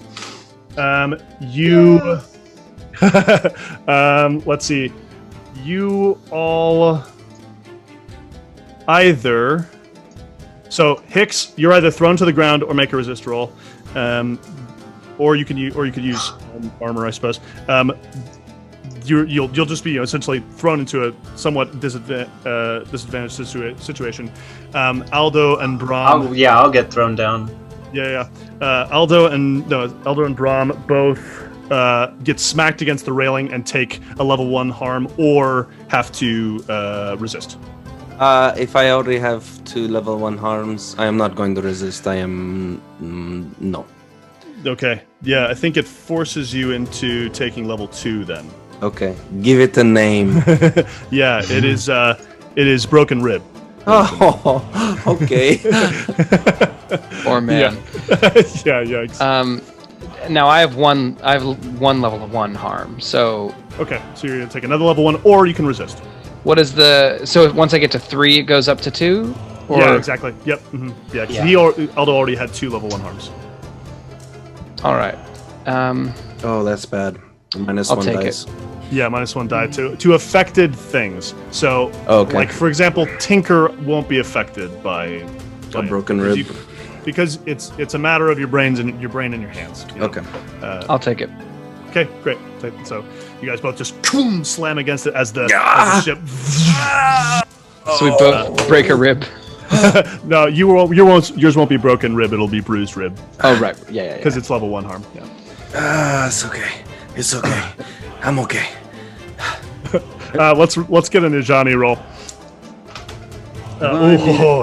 Varric, sorry. Sorry, you're dragging in the friggin' water. Yeah, did that affect me at all? Good point. It actually potentially affects you beneficially because it swings, and that means it swings so far that the rope is now closer to the ship. So you could grab onto the rough penny, climb back onto the rough penny, and get back onto the ship. Yeah. Which I will give you without a roll of any kind. So you are thrown through the water, and like you smack into something, and you're like, I guess I'm dead. I just must have hit a steamship. and then you smell the familiar wood of the rough penny or whatever the heck you're able to identify. You climb back in. So that has just happened. Ajani makes a roll, so he gets a 6. He reaches out. He reaches out and leaps towards one of the guys and says, "Your misunderstanding of history will be the death of you." And he dismembers one of the other men, not the captain, but the other one. So only the lieutenant is on the ship. He looks at everything, rushes towards the porthole, but you have a window of opportunity to strike him if any of you would like. Hix, you are very close. You are on the ground, but he is moving near you. Can I roll over and take a shot? Absolutely, yes. Great, I'm gonna aim very carefully and hunt and roll a 5. Okay, great. So you see him take another bullet wound, and he is about to climb into the thing. Instead, he reaches for it, and you get the sense that he's about to climb inside, and then he collapses dead next to the porthole opening. You guys are now on the Orca's Tooth. There are multiple dead Leviathan hunters. You can hear noises from inside. They're not all gone, but there are 2 entrances that are open to you, and you can head inside at your leisure. Aldo, let's seal one more door. Your choice. All right. Yep. And I'll just start making my way toward the nearest one. Shake it off. Shake it off. Yeah, I'm fine. It barely hurts anymore. There's the one on the roof where you would have to climb down a ladder to get inside, and there's the porthole one which will make a lot of noise as you open it up. I want the one that's going to be easiest for them to get out. I'd like the one where we shoot down at them like fish in a barrel. Great. So you're going to run to the other side and attempt to get that door open. Yeah. Let's not open, right? Closed. We want to close. That's what I meant. I want to explode it. Yes. Okay. Great. Well, not explode it, but explode The mechanism. Are you soldering it? Maybe like Yeah. I mean, yes, like welding the hinges absolutely. shut. I mean, I came kitted out with the stuff I would need for this. Absolutely. Yeah, you got everything you need. Amazing. Yeah, you guys are still like booking it through the water. The rough penny is like skidding, bouncing, and she's just like barely holding together. Oh my gosh, it's so close. Yeah, so you get out of the door. Let's make that tinker roll and see how effective that is. Meanwhile, I'm gonna give myself one edge shot. Okay, great. As I'm running over, I'm like, oh shit. I'm gonna. Okay. Yes, amazing. meanwhile, I'm going to cross to the harpoon gun. Okay. Yeah, amazing. It's I'm a gonna 4. climb into your Oh, sorry. Oh, welcome back, Varric. Yeah, well, Varric is soaking wet. He's got a Leviathan Hunter coat in his hand. Oh, Fog Hound coat in his hand. I got one! Yep. So you can climb up onto the top. Go ahead, Carson, how'd it go? It's a 4. Okay, great. So... I'm glad I took that edge because it was a 1 and a 1. And then a 4. Oh my gosh. Oh, nice. Yes, you added the die. That's awesome. Yeah. This is great. The door closes beneath your mechanical tinkering efforts with no issue. The hinges are closed, and you don't hear anyone like banging on it. It seems clear that they've identified what you've been doing. Nothing. You are not aware of anything that is happening. To be the consequence for the fall. Can the harpoon gun swivel around to point at the top of the where people would be emerging from the remaining door? Yep. Okay. So I'll swivel it around, yeah. and I'm like, no one's moving me. And then I look over at Hix, and I say, for a moment, I thought it was going to be you and me, just like in a lecture hall. Yeah. Well, not quite. Right. So you... Oh, go ahead, Varric. Are we trying to lure them out? Is that the plan? Yeah, I mean, I'd like to study this blueprint and intuit what they might be planning if they haven't changed the vessel Yes. What for us a to smart slow down person as would well. do, Yeah. and what I think they're likely to do. Yeah. I've got one more thing too when you're thinking of this plan, and I have one more bandolier slot and maybe a little bit of the explosive that we just got from the people. Might be a little grenade, maybe. We could drop down. Just keep that in mind, Hix. You tell me what you need. Ooh. So Good you, sounds in terms of understanding the shape of the vessel, there is an engine room which is locked normally, so that only those authorized can use the room. So that lock may still be intact unless they broke it when they stole the vessel. There is also there are also some storage spaces which are likely just something that they've been. They're usually tanks that house Leviathan blood, but have likely the tanks have been removed. There's also a room where there are 2 small dinghies with small electroplasmic engines which can open up and flee. So it's possible that they could be planning to make an escape by opening up the things and Of course. getting away. Of course. Yeah. Uh-huh. So Okay. Fine, we get the that's boat. that's certainly possible. All right. Well, Are they open air? I'll ask Hix. Are those lifeboats open air? You've actually seen one of them. So in the first score, when you came to in Dunslow, you were chased by another open boat, roughly small, like somewhat smaller than the Rough Penny, but which also had a glowing electroplasmic engine. It's basically a rowboat with a little engine on it. So. Okay, then I will definitely reposition the harpoon gun to be ready for one side, so that Sure. if they start taking off, I can. Yes, absolutely. Yeah, you can probably point it towards the one that would be going to the shoreline, so they're not just Yeah. going out into the middle of nowhere. Exactly. I'll You watch also go the ahead. other side if I can. Not that I'm a great throw, but if I can put the grenade in the boat that might go away, that'd be fine. Yeah, great. You notice that the Orca's Tooth is going so far out. You are now in the bay of Duskfall. The city is far behind you. You see Silkshore at some distance. You are within 500 feet of the lightning wall itself. Oh, Someone's got to get down there and pilot this thing. They've almost certainly put a cinder block on the throttle. all right. I made. Yep, I'm coming. Okay, you guys Yeah. are going inside? Ajani, let's go. Never mind this grenade situation. Let's finish this up. Yeah, great. What's the order of descent? Ajani could go first. He's willing to go first. Don't make the boy go first. I'll go first. Great. We'll go last. I'm eager. So it's Hix, Ajani, Varric, also Aldo going down, or are you waiting for a lifeboat? I'll stand at the top and I'll shout at Bram. Bram. You okay up here? Yeah, I'm all right. All right. I'll come down if I hear anything. And then I'll just grunt my way down this ladder. Great.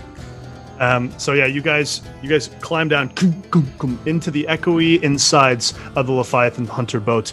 There is an acidic iron smell in the air, which is very strong, and that you realize probably after a few moments is likely the remaining smell of Leviathan blood that has been stored in this vessel through its many years of service on board a Leviathan Hunter ship.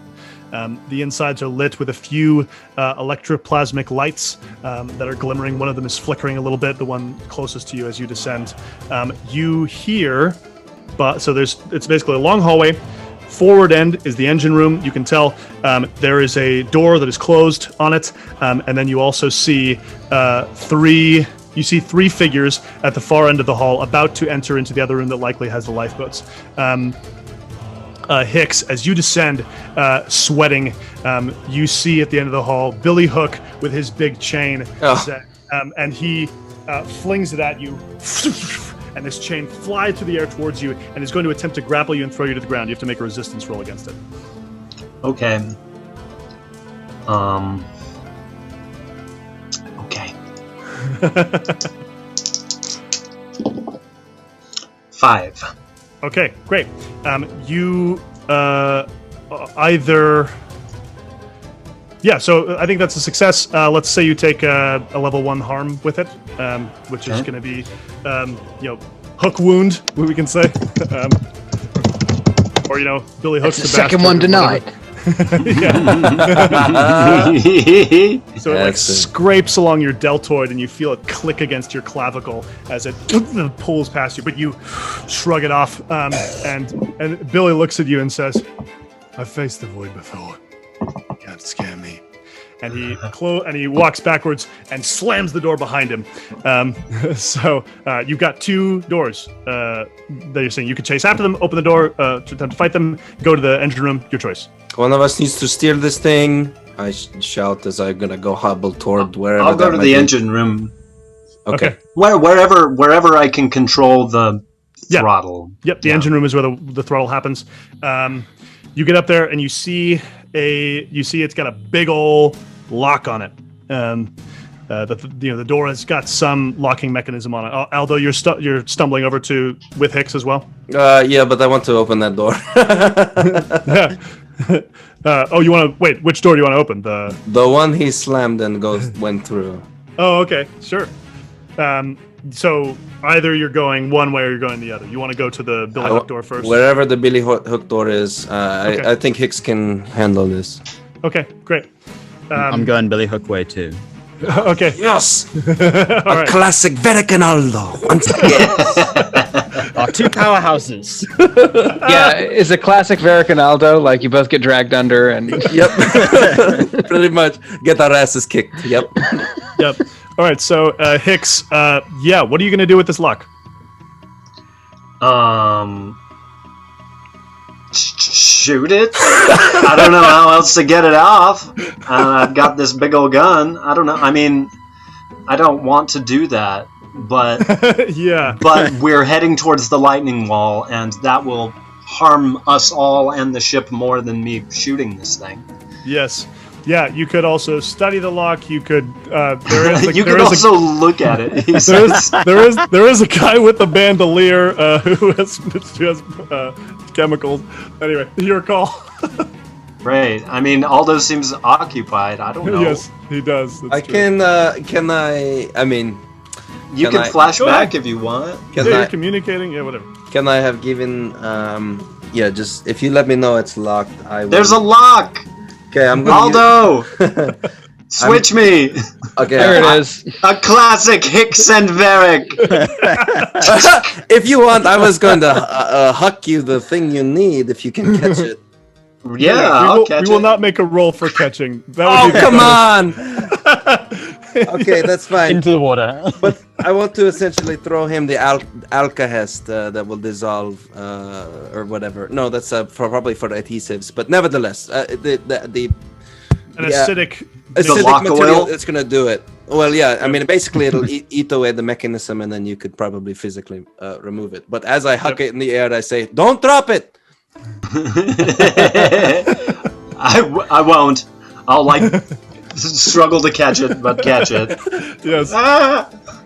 And Yes. open this thing. Use it on this lock, I guess. Fantastic. Great. Did So I- let's. Can I roll wreck for that? That is precisely what Rec is for. Great. That is a 3. Okay. You. I'm going to start a 4-part clock of getting through this lock. Great. That 3 gets you 1 tick, Great. because that's often how these things work. Meanwhile, Varric and Aldo, what are you guys up to? Just through the door, right? Yeah, I want to. My military experience will take over for a moment, and I say, "You have a gun?" Yes, I pull out this single pistol. Like water dripples out. Okay, I'm going to throw this door open, and whatever you see, you shoot it and stay out of the way. And I guess we'll open the door and shoot whatever moves. And try not to be in the way when it shoots back. Amazing. Yeah. If the door's open, that's gonna be embarrassing. Yeah. Yeah. Well, no, there's no lock on it. There's Okay. just a big old latch. So you pull at the latch and you find they've essentially, you imagine they've placed something in to try and block it. You could probably pull to wreck. You could wreck or something to try and jimmy it open. I can wreck it. Oh, so could Varric in terms of Varric, stress. how many wreck? You have wreck? Well, I don't think he has wreck, but he has got I don't stress have to wreck, burn. but I can assist. I can lead a I group have action, I have perhaps, two or- I have 2 wreck.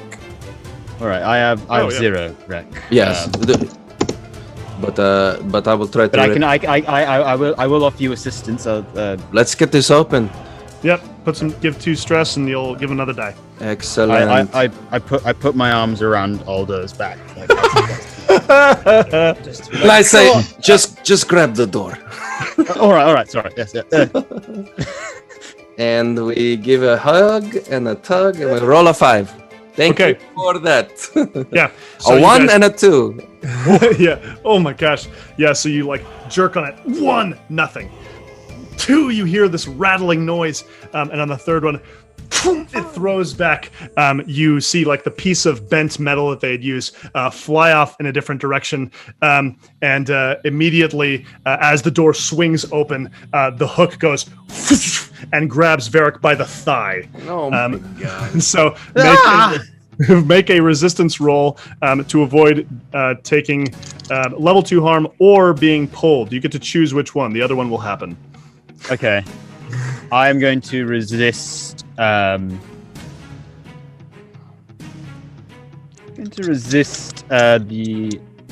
level 2 harm. Great.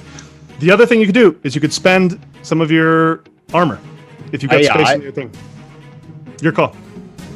I will spend my armor instead of my risking any stress. Actually, yeah. 'Cause that's great. I have used hardly. I think I've used a pistol now. And... Yeah. I think use armor. It's great. It's your friend. You know, it's because it doesn't matter how much you loadout you spend per mission. You know, it's always your friend.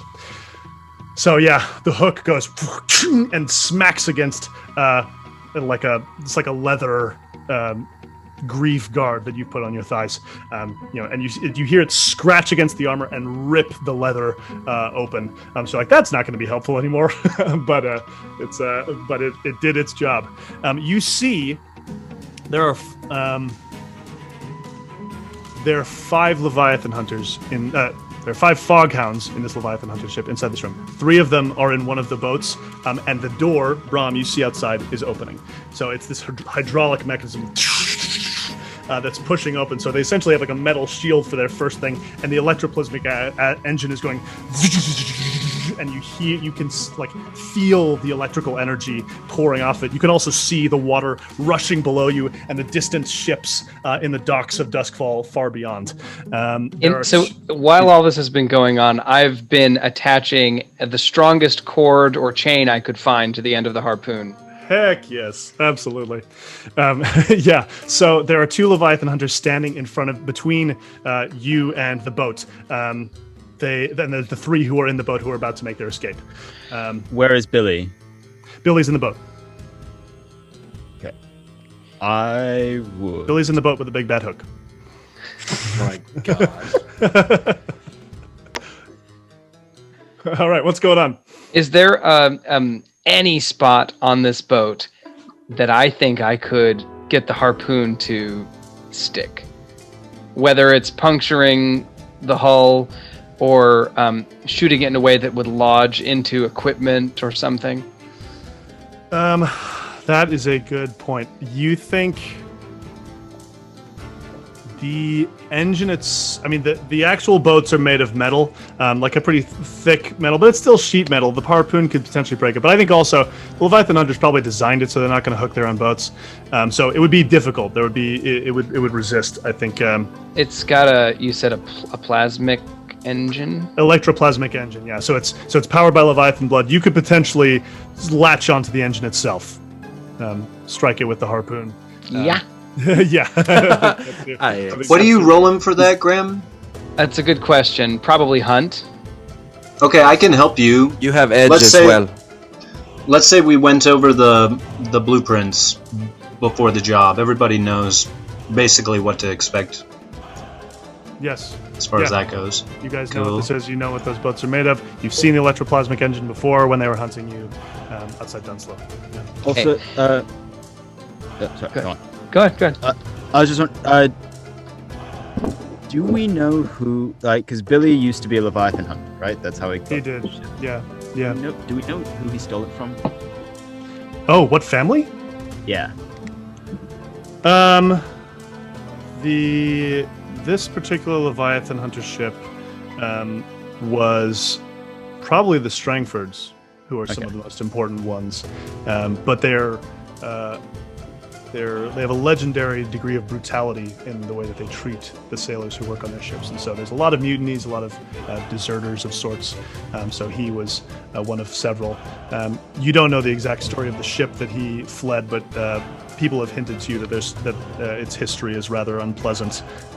This would be Lord Strangford's ship, one of his several.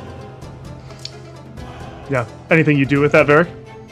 Yeah, I would like to shout out to Billy, it's no good, Billy. Lord Strangford's got his fleet outside. You're surrounded. There's no escape. Amazing. Sway, command. Yeah. What you doing? I'll go with Sway. Great. Yeah, I love it. You can push yourself for another die. Like I'm offering bargains here. I mean, we could also do a devil's bargain, I guess. Well, we got the devil. Yeah, give me a devil. Okay. What's the devil's bargain here? You step forward to make this declaration. But they're not conditional. I was going to say the devil's bargain would be a condition that if you fail, he drags you into the ship and takes you hostage. Maybe it's that somehow all this commotion gets back to Strangford, and whether or not we end up with the vessel, Strangford is aware of his boat. Maybe, I don't know. Oh boy! Wow. So now, nice we dealt with the you Fog on our Hounds, team. and now Strangford's coming for us. You're so helpful, so good, Hix. Thank you. I think I like that. So I'm kicking up the drama. Sure you do. I mean, how bad's he gonna be? Like one of the wealthy elite. Remember what I was saying about resources affecting the people. The bargain is that that a hint of this interaction will come to the ears of Lord Strangford himself. You can take it or not. I think I'm gonna go for a straight roll. Okay. Yeah. So no devil's bargain. Great. You can also push it for 2 stress, man. And then there's no consequence. Basically, the game master serves as a sort of drug dealer. It's just a little stress. Just a little stress. Okay, now you have to resist, or it's like just a little stress. Like a loan shark over here. I would rather trade position for effect. Okay, great. So you can do that. Yeah. You're gonna get hooked again, boy. It's fine. I only have 2 level 1 ones. Yeah, it's fine. Oh no! Oh no! Oh no! All right, it's a 3 and a 2. Oh my gosh! Oh, those Varric. dice, Jamie! How many? Get rid of those. They're cursed. Okay, so you've pushed this to a desperate place because you've basically stepped forward. You're pushing probably like your hand against like this very confused Leviathan hunter who's like, "What are you doing coming towards me?" And just like, Billy Hook, Lord Strangford will hear of this. The electroplasmic engine is so loud that they are not able to hear the words you're saying. Well, at least Billy isn't. He looks back at you. He probably understands the words Strangford. He looks back sort of confusedly, and then the guy running the boat hits it, and this electric energy pulses towards you and propels the boat forward. You are blasted in the chest with electroplasmic energy. You take level 2 harm and are thrown backwards against the other boat, which is on the opposite there. You can resist if you'd like, or you can just take the damage. Or you can use a heavy armor if you've got 3 spots.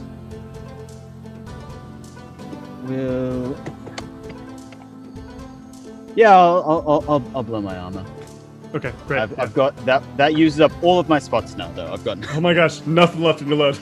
I think right. Yeah. Armor's 2, heavy's 3, and 1 pistol. So that's all. That's my gosh. I mean, it's getting close to the end. So the Bram, you see the vessel in a trail of bluish light emerging, crackling. The electricity crackles on the water. You've got your shot. You gonna make it?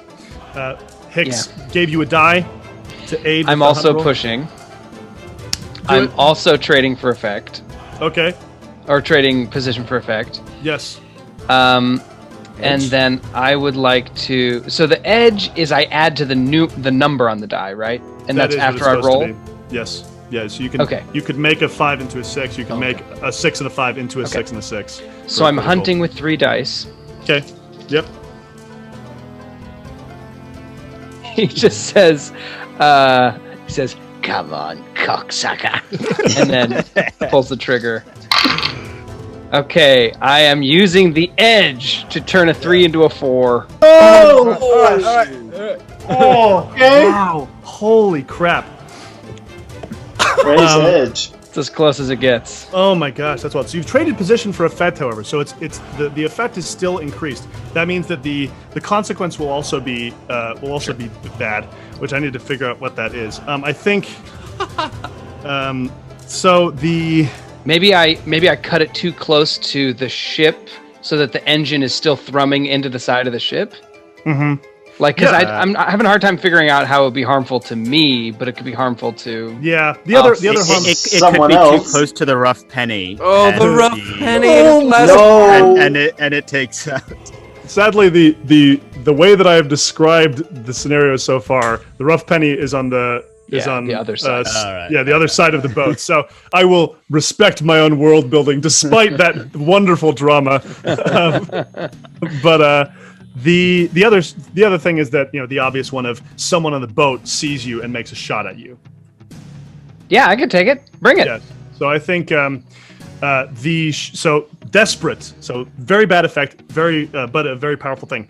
You see the harpoon with the cord attached to it. You see this very tall, broad-shouldered, bald man with tattoos looking up at you as the boat flies out of its entrance. The hook, the harpoon, flies towards him, and you see this guy has stared into the faces of leviathans and faced the void and handled it. He watches as he is skewered on the harpoon. It goes immediately into him. He is yanked off of the boat almost instantly, flies through the air into the water. The two guys are immediately some distance away, but a shot rings out from the boat. Does it go into the engine? Hey, I thought that was the shot. Oh, the engine was the shot. Yes. It was so generous of you to kill that guy. I don't want to take Yes. it back. I know. But yeah, my goal is to stop them from escaping. Yes. Okay. I can play it this way instead. Let's just rewind that really. Sorry, that our was ending. beautiful. Our Yeah, ending. that was I great. thought you were describing the man who was going to shoot them. So Yeah, it's like, really. Oh I yeah. know. Oh yeah. I'll take a shot from that guy. So okay. Billy Hook looks up at you. He's a guy whose face. Oh wait, we know this. He looks up. The harpoon strikes the electroplasmic engine, but right before it does, his shot strikes towards you, and it hits you in the temple. That's level 3 harm. Armor? Yes, you can armor it. So I'm wearing an iron cap underneath like a leather skull cap. Yep. Because I assumed that there would be people shooting in the head. Yes, absolutely. Especially because That's what you intended to do. Yeah, absolutely. Yep. So it goes twang, and I go. Yeah. Yep. Strikes And off. then I wink at him from afar. Yeah. Yes. So the harpoon strikes him, and he and his strikes the boat. The three of them, it jerks to a stop. You watch as the force of this very powerful engine immediately goes off, and electricity crackles, and it even moves up, dances up the rope. The others in the boat are flung into the water. You see, disappears in the splash, and you're not sure where exactly he is or what's going on with him. You guys are already flying away with the boat dragging behind you, but the three of them still in the water, or at least as far as you're aware. Billy Hook might be holding on to the boat still. Okay, I'll start heading to the doorway. Yeah, I'm gonna try to open this lock, I guess. Okay. I rolled a 4. Okay, great. That's going to get you 2 ticks. Oh, So- great. One more on the thing. You, as you are moving forward, these 2 Leviathan hunters are still sitting in the dock here with the other boat. You see one of them says, Billy's down, and they pull a lever, and the hydraulics on the other side start opening, and you see as the rough penny gets sort of lifted up on the metal of it, so it is now floating a little bit above the side of the ship. And they start. One of them starts. The same guy pulls the lever, starts powering up the electroplasmic engine, and the other strikes towards Aldo and Varric in a violent pose. You guys get to make whatever rolls, but they're defending essentially against you if you try to fight them. Well, I'm going to fight them. I'm going to kill them. Sounds good. I draw my blade again, and I will show him how to sword fight. Let's go. Wonderful. And you all can feel that you're moving closer. You can hear now the buzz of the electric wall. Nice. Well, not nice, but can I fight one of these guys? Abso-freaking-lutely. Okay, I want to just make it quick, and I'm going to, put the blade out. I'm going to twang it down to try to slap it, and then just go straight into his heart, hopefully. Amazing. Yes, do it. A finesse move of 6. Okay, yeah, so Yay, Aldo. this Leviathan Hunter is striking against you. Remind me what harm you have. Okay. If you need to know, I have a broken rib, I am grazed, and I am a bit stunned, but Bram, as you're descending down the ladder, you see this Errol Flynn freaking sword fight. It is great. Aldo is just and you can see he's in pain. He's gritting his teeth.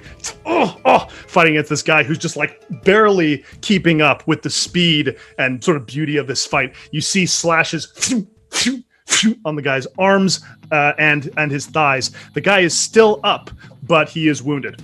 I'm like the 6-fingered man. I just keep cutting Inigo de Montoya. Yes, exactly. Just one and another one. That's exactly it. Any other actions from others? What's going on? I would like to go for the one who's getting into the boat. Okay, yes.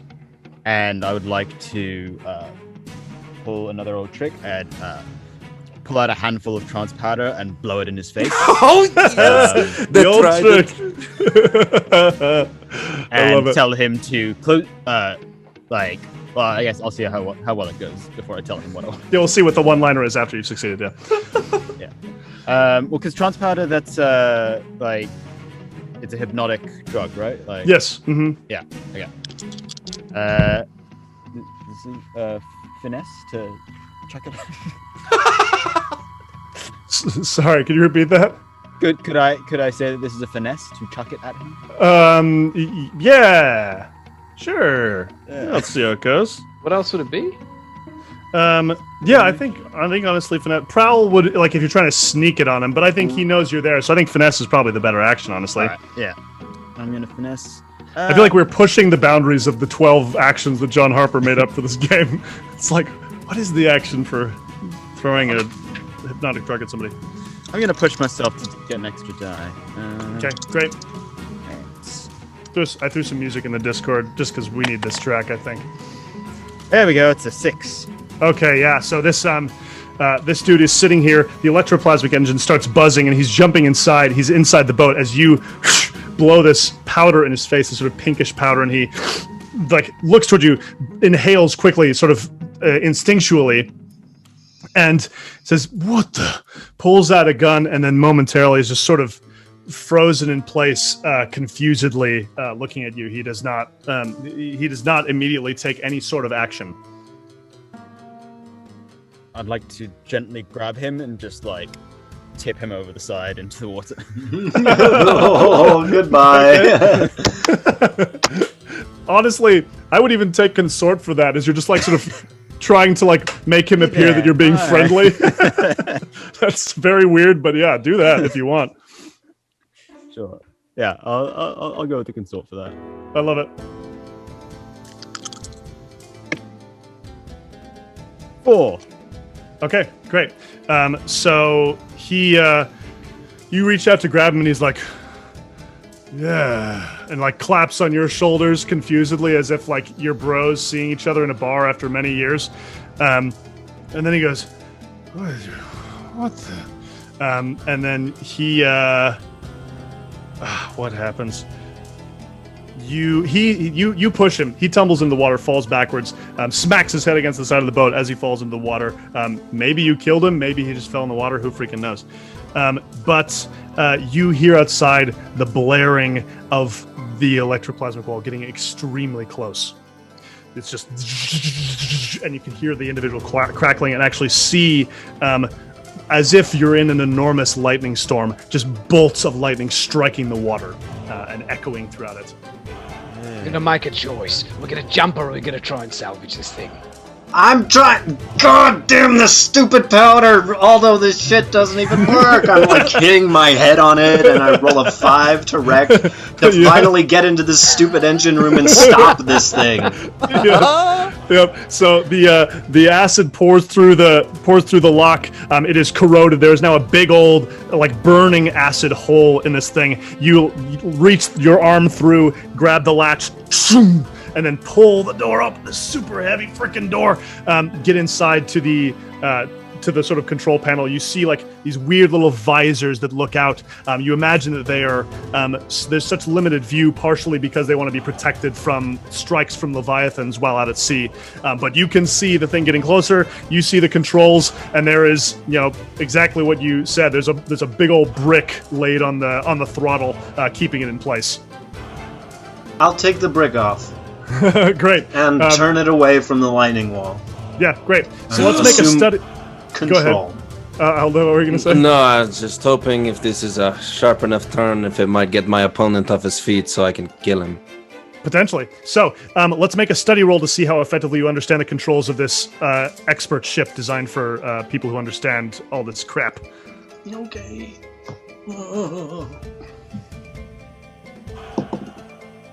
I rolled a 1. What you are able to do is there's the big thing that the throttle is on. You pull it down to nothing, and what happens? Every single one of you in the boat is thrown violently forward as the ship attempts to slow as fast as it possibly can. All of you take level 2 harm. Oh, Lord. Jesus. What do I call this? Hix? You can name it whatever you like. I'd say stopping power. No, that's too vague. Concussed? Yeah, concussed probably. Yeah. Can I ask a rule question about load? Yes. So on my loads, heavy says 6+. Is there a special thing with cutters where I can get more than 6? That is a good question. I was just reading. I would assume so, because I do not have that. Yeah, go ahead, Ben. What'd you learn?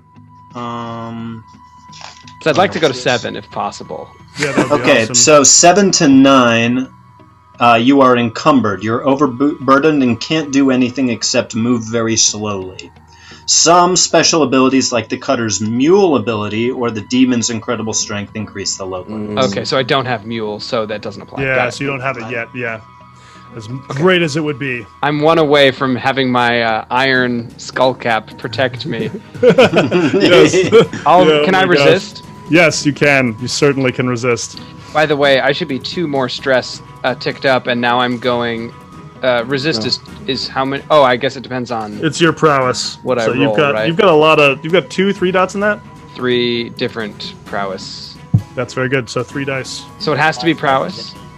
Yes. Oh, for well, this I thought it roll. was like the lowest one. No, that's for vice. For resisting got it. harm, it is the associated harm. Okay, so I roll the 3 prowess, and then that's the highest one I roll is how much stress I.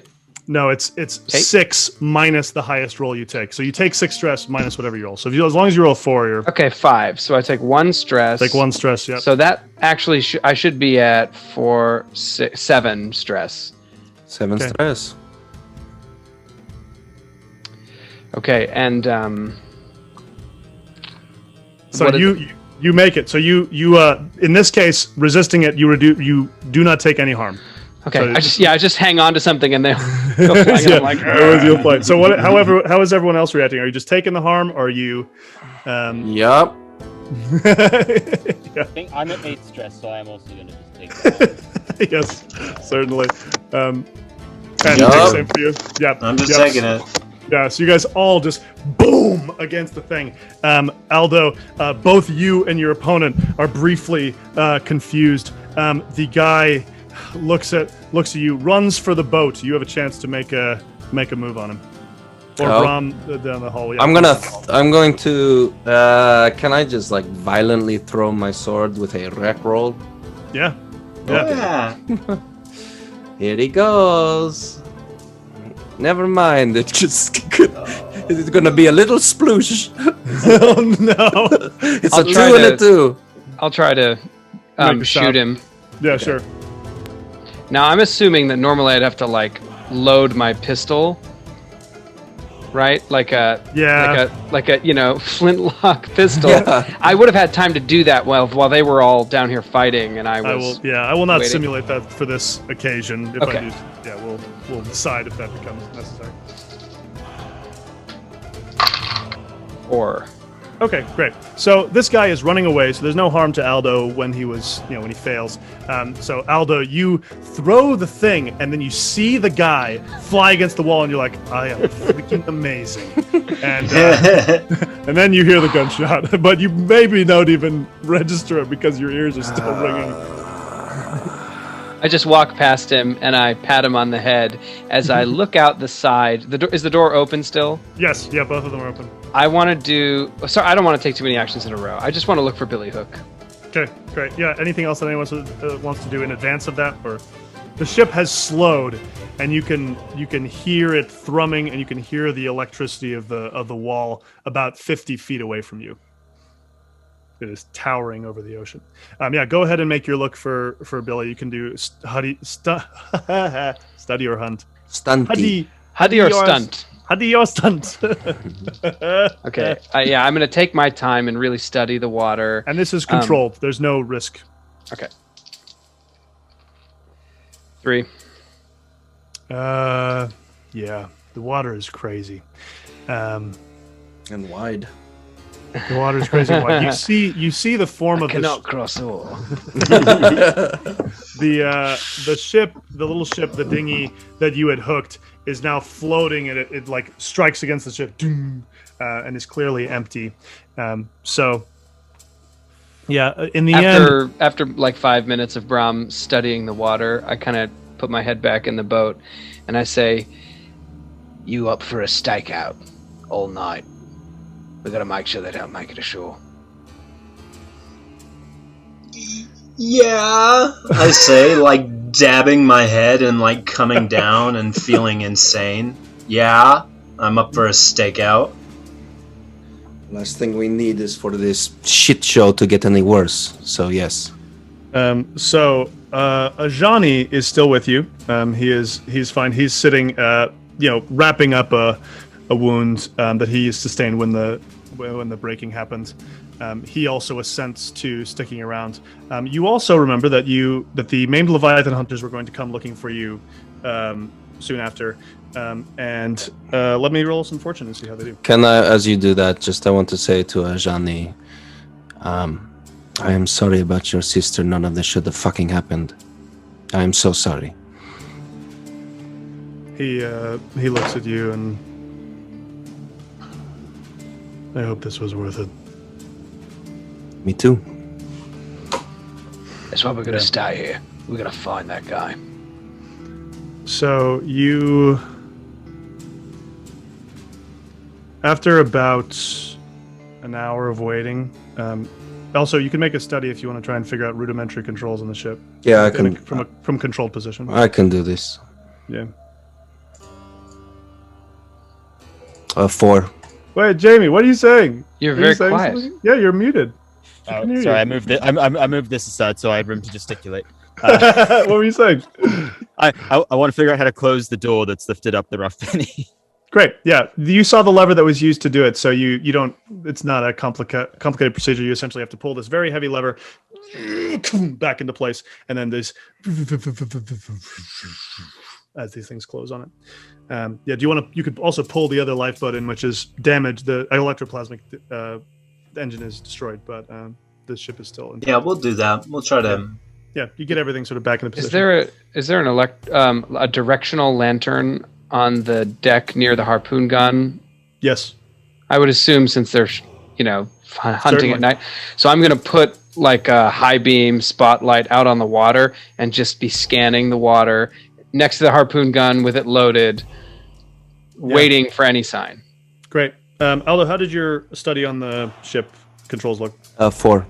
Okay. Yeah, it's really complicated. It is going to take you eventually to learn how to operate the ship yourselves if you decide to keep it. It'll take a lot of work. There'll be a couple, there'll be a couple clocks to like long-term projects that you can work on as a group that will help you learn how to operate it. But in the meantime, you learn a little bit. You learn enough. First, you start yourself going, and the electricity gets closer to you, and you're like, oh my gosh, oh my gosh, oh my gosh. And then finally, you guys are able to turn it out of the way and get yourselves a little bit closer back in the direction that you were going before. And then, Graham, you can take another hunt or study roll as you're looking for Billy and the others in the water. Okay. Just trying to see if I have anything up my sleeve. I don't. So yeah, just make the roll, I think. It's control position. You guys won the day. Nope. 3. Yeah. Strong swimmer, that Billy. Yeah. So a couple hours pass. And we have we do have a way to move, right? Oh, certainly. Yeah, you could. Well, you and we have a Risha Frost coming out, and they presumably know how to do this. They do. Before they get here, I'd like to study or survey to see if there's any valuables that the Fog Hounds may have left behind. Heck yeah. Yeah, make a survey or a study or whatever you think is best. Just tell me what it is. I will study that.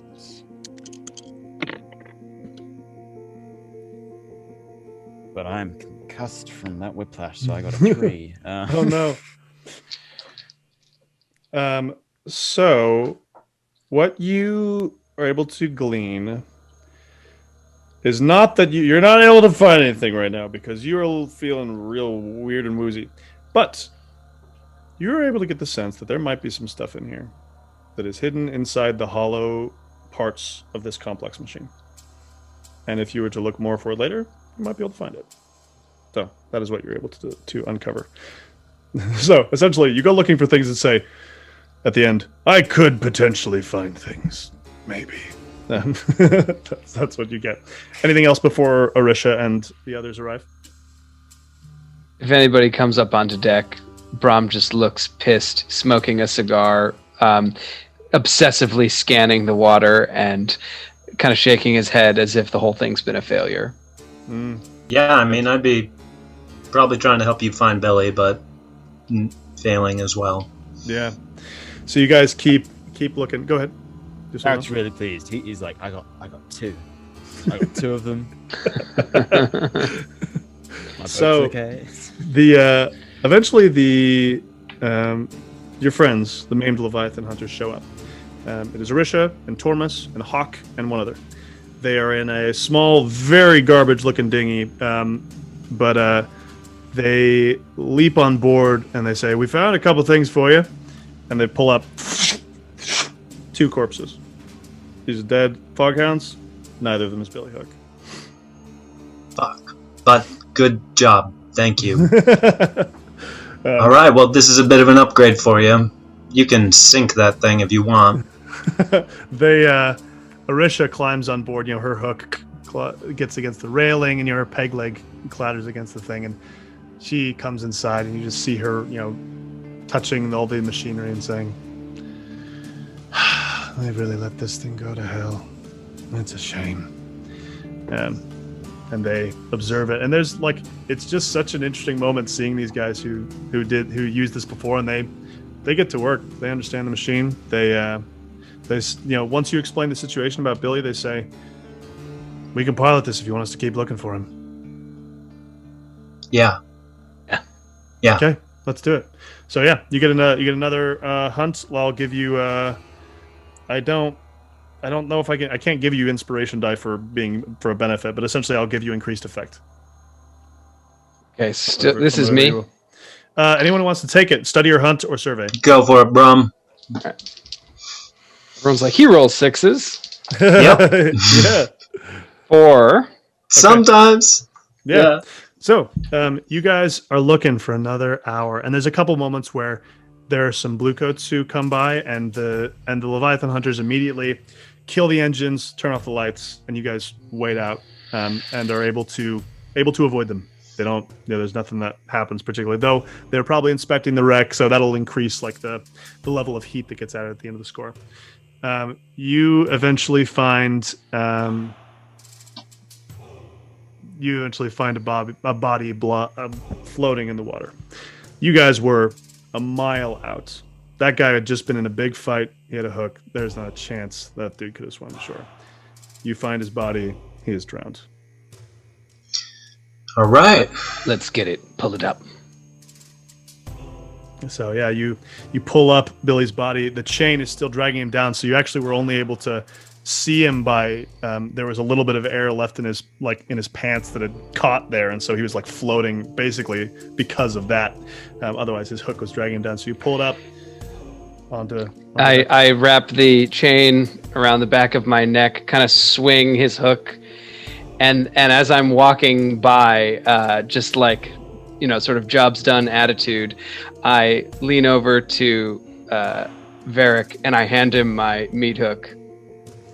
And keep walking, swinging. He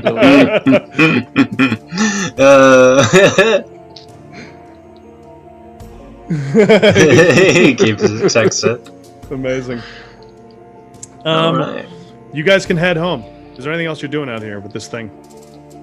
I think our work is done. I'd be interested to head home and hear how Baldwin and the short fusers did. Yeah. So you make it back to... But yeah, I mean, but also with Ajani, I want to have a moment with him where I'm like, thank you for your help.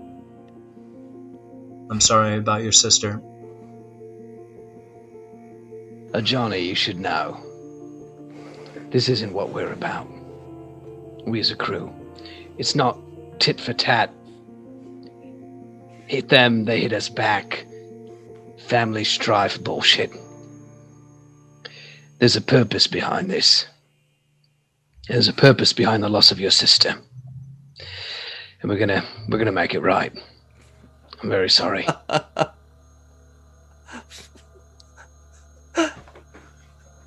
Yeah. I just point, and you can see everything that Bram wants to say written on his face. Say it. What? What do you want to say? A purpose? A purpose for that girl to die? A purpose for us to come out here and get...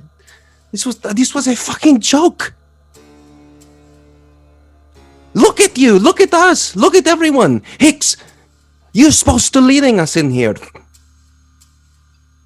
We got our boat. The Fog Hounds are no more. And for what? And for what reason? Although, just wait, buddy. Just wait. For what? This is not the only thing I can perhaps agree with from Bram over here. Is this is not who we are. Fighting a war? I have fought in enough wars to know I don't want to do it again. They are pointless. All of them. So justice for his cousin means nothing. Justice for his cousin. It is a funny thing coming from a man who will not even be honest with his crew, his team. Just let it go, Aldo. Let it go. Let it go. Just let it go. What Stop. is... It's none of your business. It's none of your business. Just let it go. It is my business. When we decided to come together and be a team, to be a crew, how am I to trust you? How am I to know? How am I to know if you will not be honest with us about the worst, the darkest? Well then, Aldo, when are you going to hand us your handwritten autobiography about every single horrible atrocity that you've ever done, that you're still grappling with? Good grief. A little bit of trust. We're here now. We don't need to be bringing up every single bad thing that we've ever done. Trust him to protect us. We don't need to trust what he says about whatever happened however many years ago. I'm not letting this go. And for their sakes, Bram, I am giving you a benefit of the doubt, but you will not do the same for us, for someone who wants to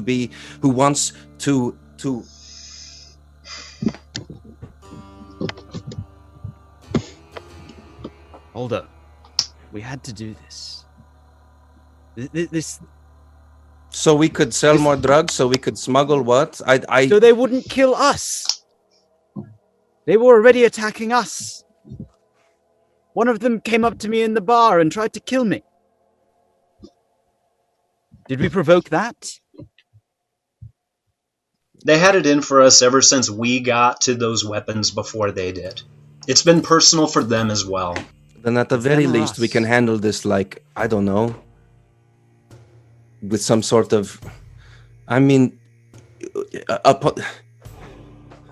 blood needle minutes before arriving on the fight. We got, it's a mess. It's a mess. It was a mess, yeah. We killed a lot of people, but we had anticipated that. Yeah, it was a mess, and it wasn't pretty. And if you can't deal with it, Aldo, then perhaps you're in the wrong line of work. Suddenly, Bram explodes toward him, grabs him by the collar. I don't know if you want to do any rolls. Knees him in the broken rib, throws his head against the deck of the ship, enough to get away from everyone else, and just gets very, very close. And he says, I had a lot of opinions about a lot of things that didn't have anything to do with me, and I should have just kept my fucking mouth and my fucking words silent. You want to know what happened to me? I spoke up when I should have shut my mouth. And I didn't do the thing that everyone says I do, that you're so eager to believe that I did. I didn't do it. And I lost everything because of what I believed and because of what I said about it. So if you believe something, maybe you think twice about opening your fucking little mouth. and I slam Billy's hook into the deck of the ship. And I say, you can trust me to save your life. You can trust me to take the lives of others. But if you can't trust me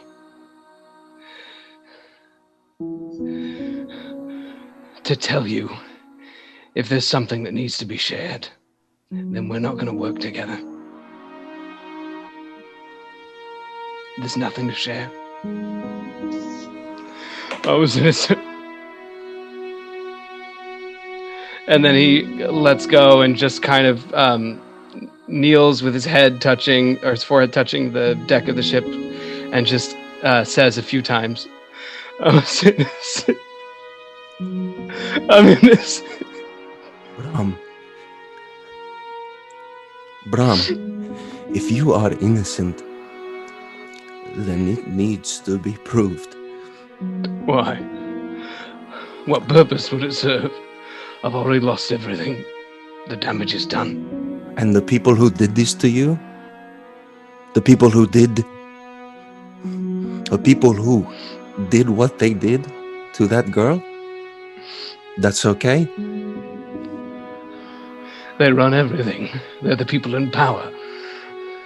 They've got all the resources, all the time, all the manpower. It's not a fight I can win. Not alone. And it is a fight I am willing to fight with you. You talk about war? That's a fucking war, mate. That's a war that matters. This was a boat.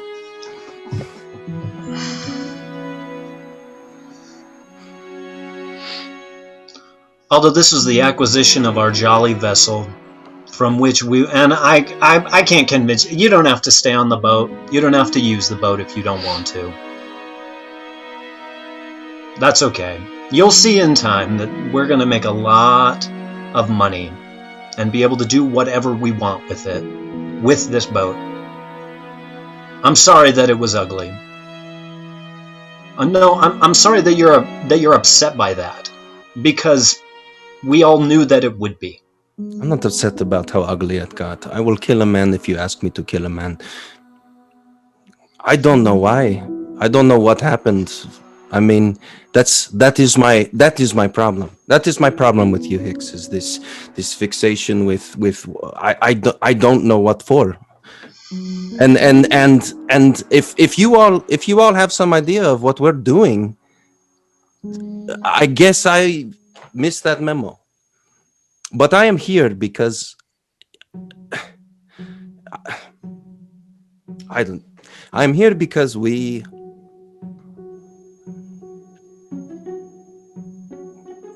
started something that was, I don't know, it's simple. I mean, shit, I mean, it was fun. Stealing stuff from assholes, selling to assholes, nobody getting hurt. And now, I don't really know why we're doing, I mean, yay, a boat. Now what do we do with it? What do we do with it, Hix? And I ask you this seriously, not as a challenge. But if you are going to continue to lead us into these things, I need to know that you know what we're doing, and I need to know why. Okay. Well, there's a lot of time to decide what that is for all of us. Surely, I don't think any of us are in any kind of shape to do anything for maybe at least a few weeks. Yeah, I need a drink. And a bump. Alright, are we done? Oh, God. Waldo walks away. Finally, good God. Didn't want Mother sitting over my shoulder. I'm gonna roll up my sleeve and shoot some needle. God damn. Okay. So, Varric, what are you doing? Would we have heard any of that, Bram? At least the breakdown with the I'm innocent? Yeah, oh yeah. I think by the end, it wasn't controlled in the least. I think you probably would have overheard the responses to me as well. From me. I'm gonna kneel down next to Bram and say, if you want to give me a name of who it was, I might be able to figure out a way to get to them. If you want. And kind of tap him, like pat him on the shoulder and get up and walk away. I'll look up at you, almost childlike, in a moment of complete openness. No wall, no reinforcement from my own pain and feelings, and I'll say a name, which Ted can decide. Yeah. Yeah. Oh, you piece of. Yeah. It's okay. You loosened the jar. Oh, I know. Oh, I know. Tightly on that thing. Yeah. That's okay. It's okay. Yep. So it's we'll get it. We'll get the name. So. And then I don't think Bram's moving for a while. Yeah. So Ajani has watched the entirety of this interaction. Oh, sorry. He walks away. He goes up the ladder and sits up above decks, looking very quiet, not saying anything. You end up dropping him off in Silk Shore. Now, having commandeered the Orca's Tooth, you're going to have to hide it. So before you get home tonight, you guys are all just like, please get us out of this score.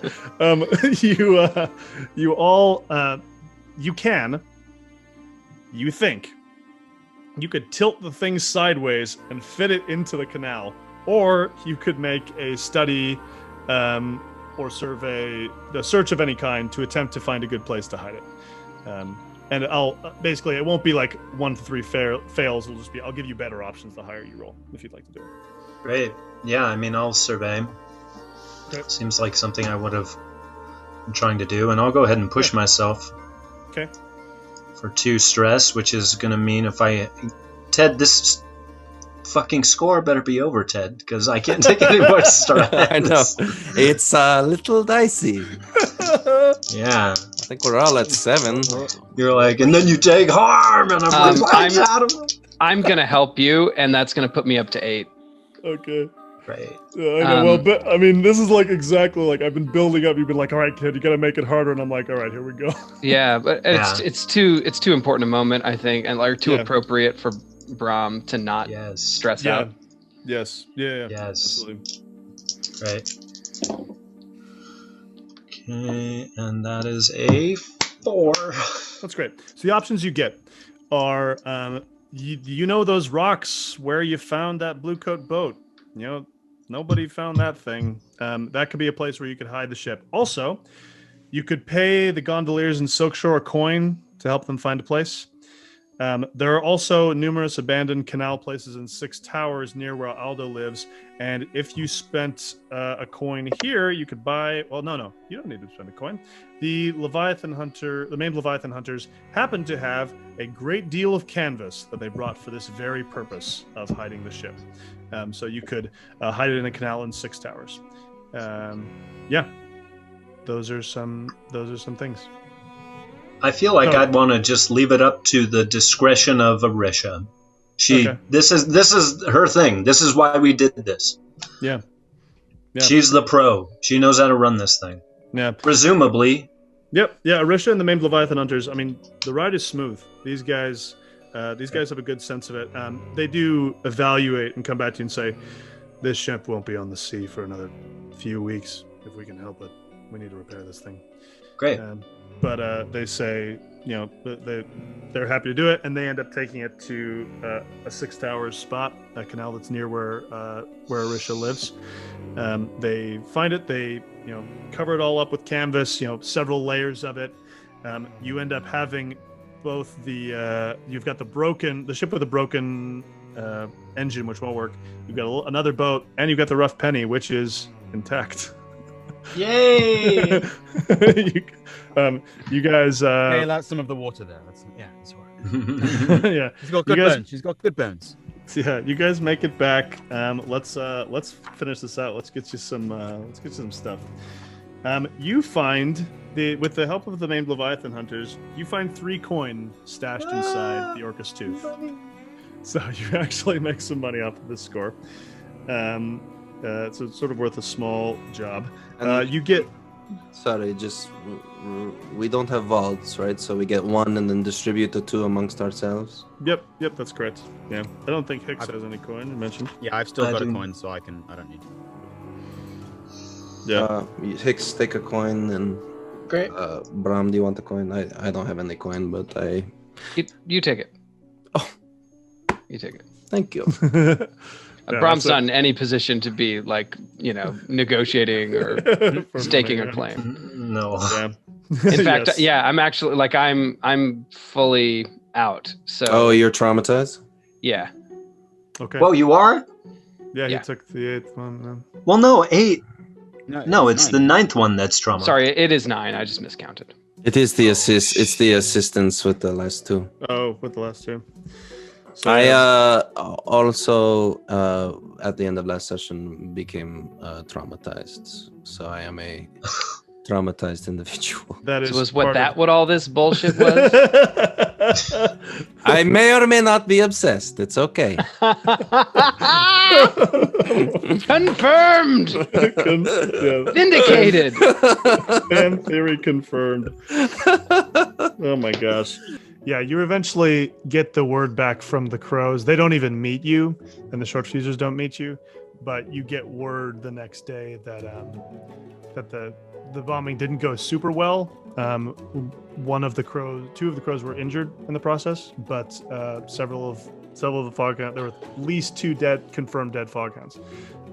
So that brings the total of dead Fog Hounds of 4 from your first trick. 9 from just now, so that's 13 plus at least 2 more. You said you believe the numbers are between 16 and 18, so if there are Fog Hounds left, there are 3 or less. So the Fog Hounds as an organization do not exist. So how much sheet did we get? Let's see. That's so contained exposure, loud and chaotic high exposure, wild and devastating exposure. The thing is, yes, lots of fighting, lots of explosive stuff, but you're also out on the water. So it's not wild and devastating exposure. Because everyone is dead. Yeah, yeah, exactly. Yeah, no witnesses. So I'm gonna give you 5 total heat because they're dead bodies. But I'm basically saying 3 normal heat, so in between contained and loud and chaotic, and then another 2. Okay. For bodies. So we are at 8 heat, almost to our next level of wanted. Yeah, 1 more heat will get you wanted. But you made it. So you guys return to the Queen's Magnolia absolutely wrecked. You are feeling terrible, and as you go in, you notice goings on in the early morning. You see like 3 10-year-old kids spraying, like painting, "This territory belongs to the Spitters," which on the wall, which you assume is a gang of 10-year-olds who think that this turf isn't claimed. That's our new rival. Yeah. Let's kill them. No. They're on the brick wall of the canal. Get ready, Aldo. I know. Oh, no. You spot some thugs like shaking down an old man a long distance away. And the windows that are normally open are shut. You get the sense that this neighborhood, with your weak hold, is not doing so great. You make it inside the Queen's Magnolia. You get the Rough Penny and this ship, this other boat inside with Arisha and the named Leviathan hunters. And she says to you guys, "Is there anything you want us to do in the next couple of days?" Just begin your work and guard the ship. All right, we'll do it. It's you've gotten something pretty exceptional there. If we use it right, it could be a big asset. Smuggle some good stuff, make some good money. Great. Well, we should chat.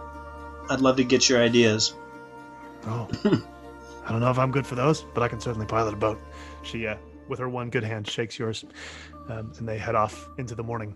Unless there's anything else, I think let's call it for tonight. That is wow, guys, thank you so much. That was a crazy score. Yeah, some good.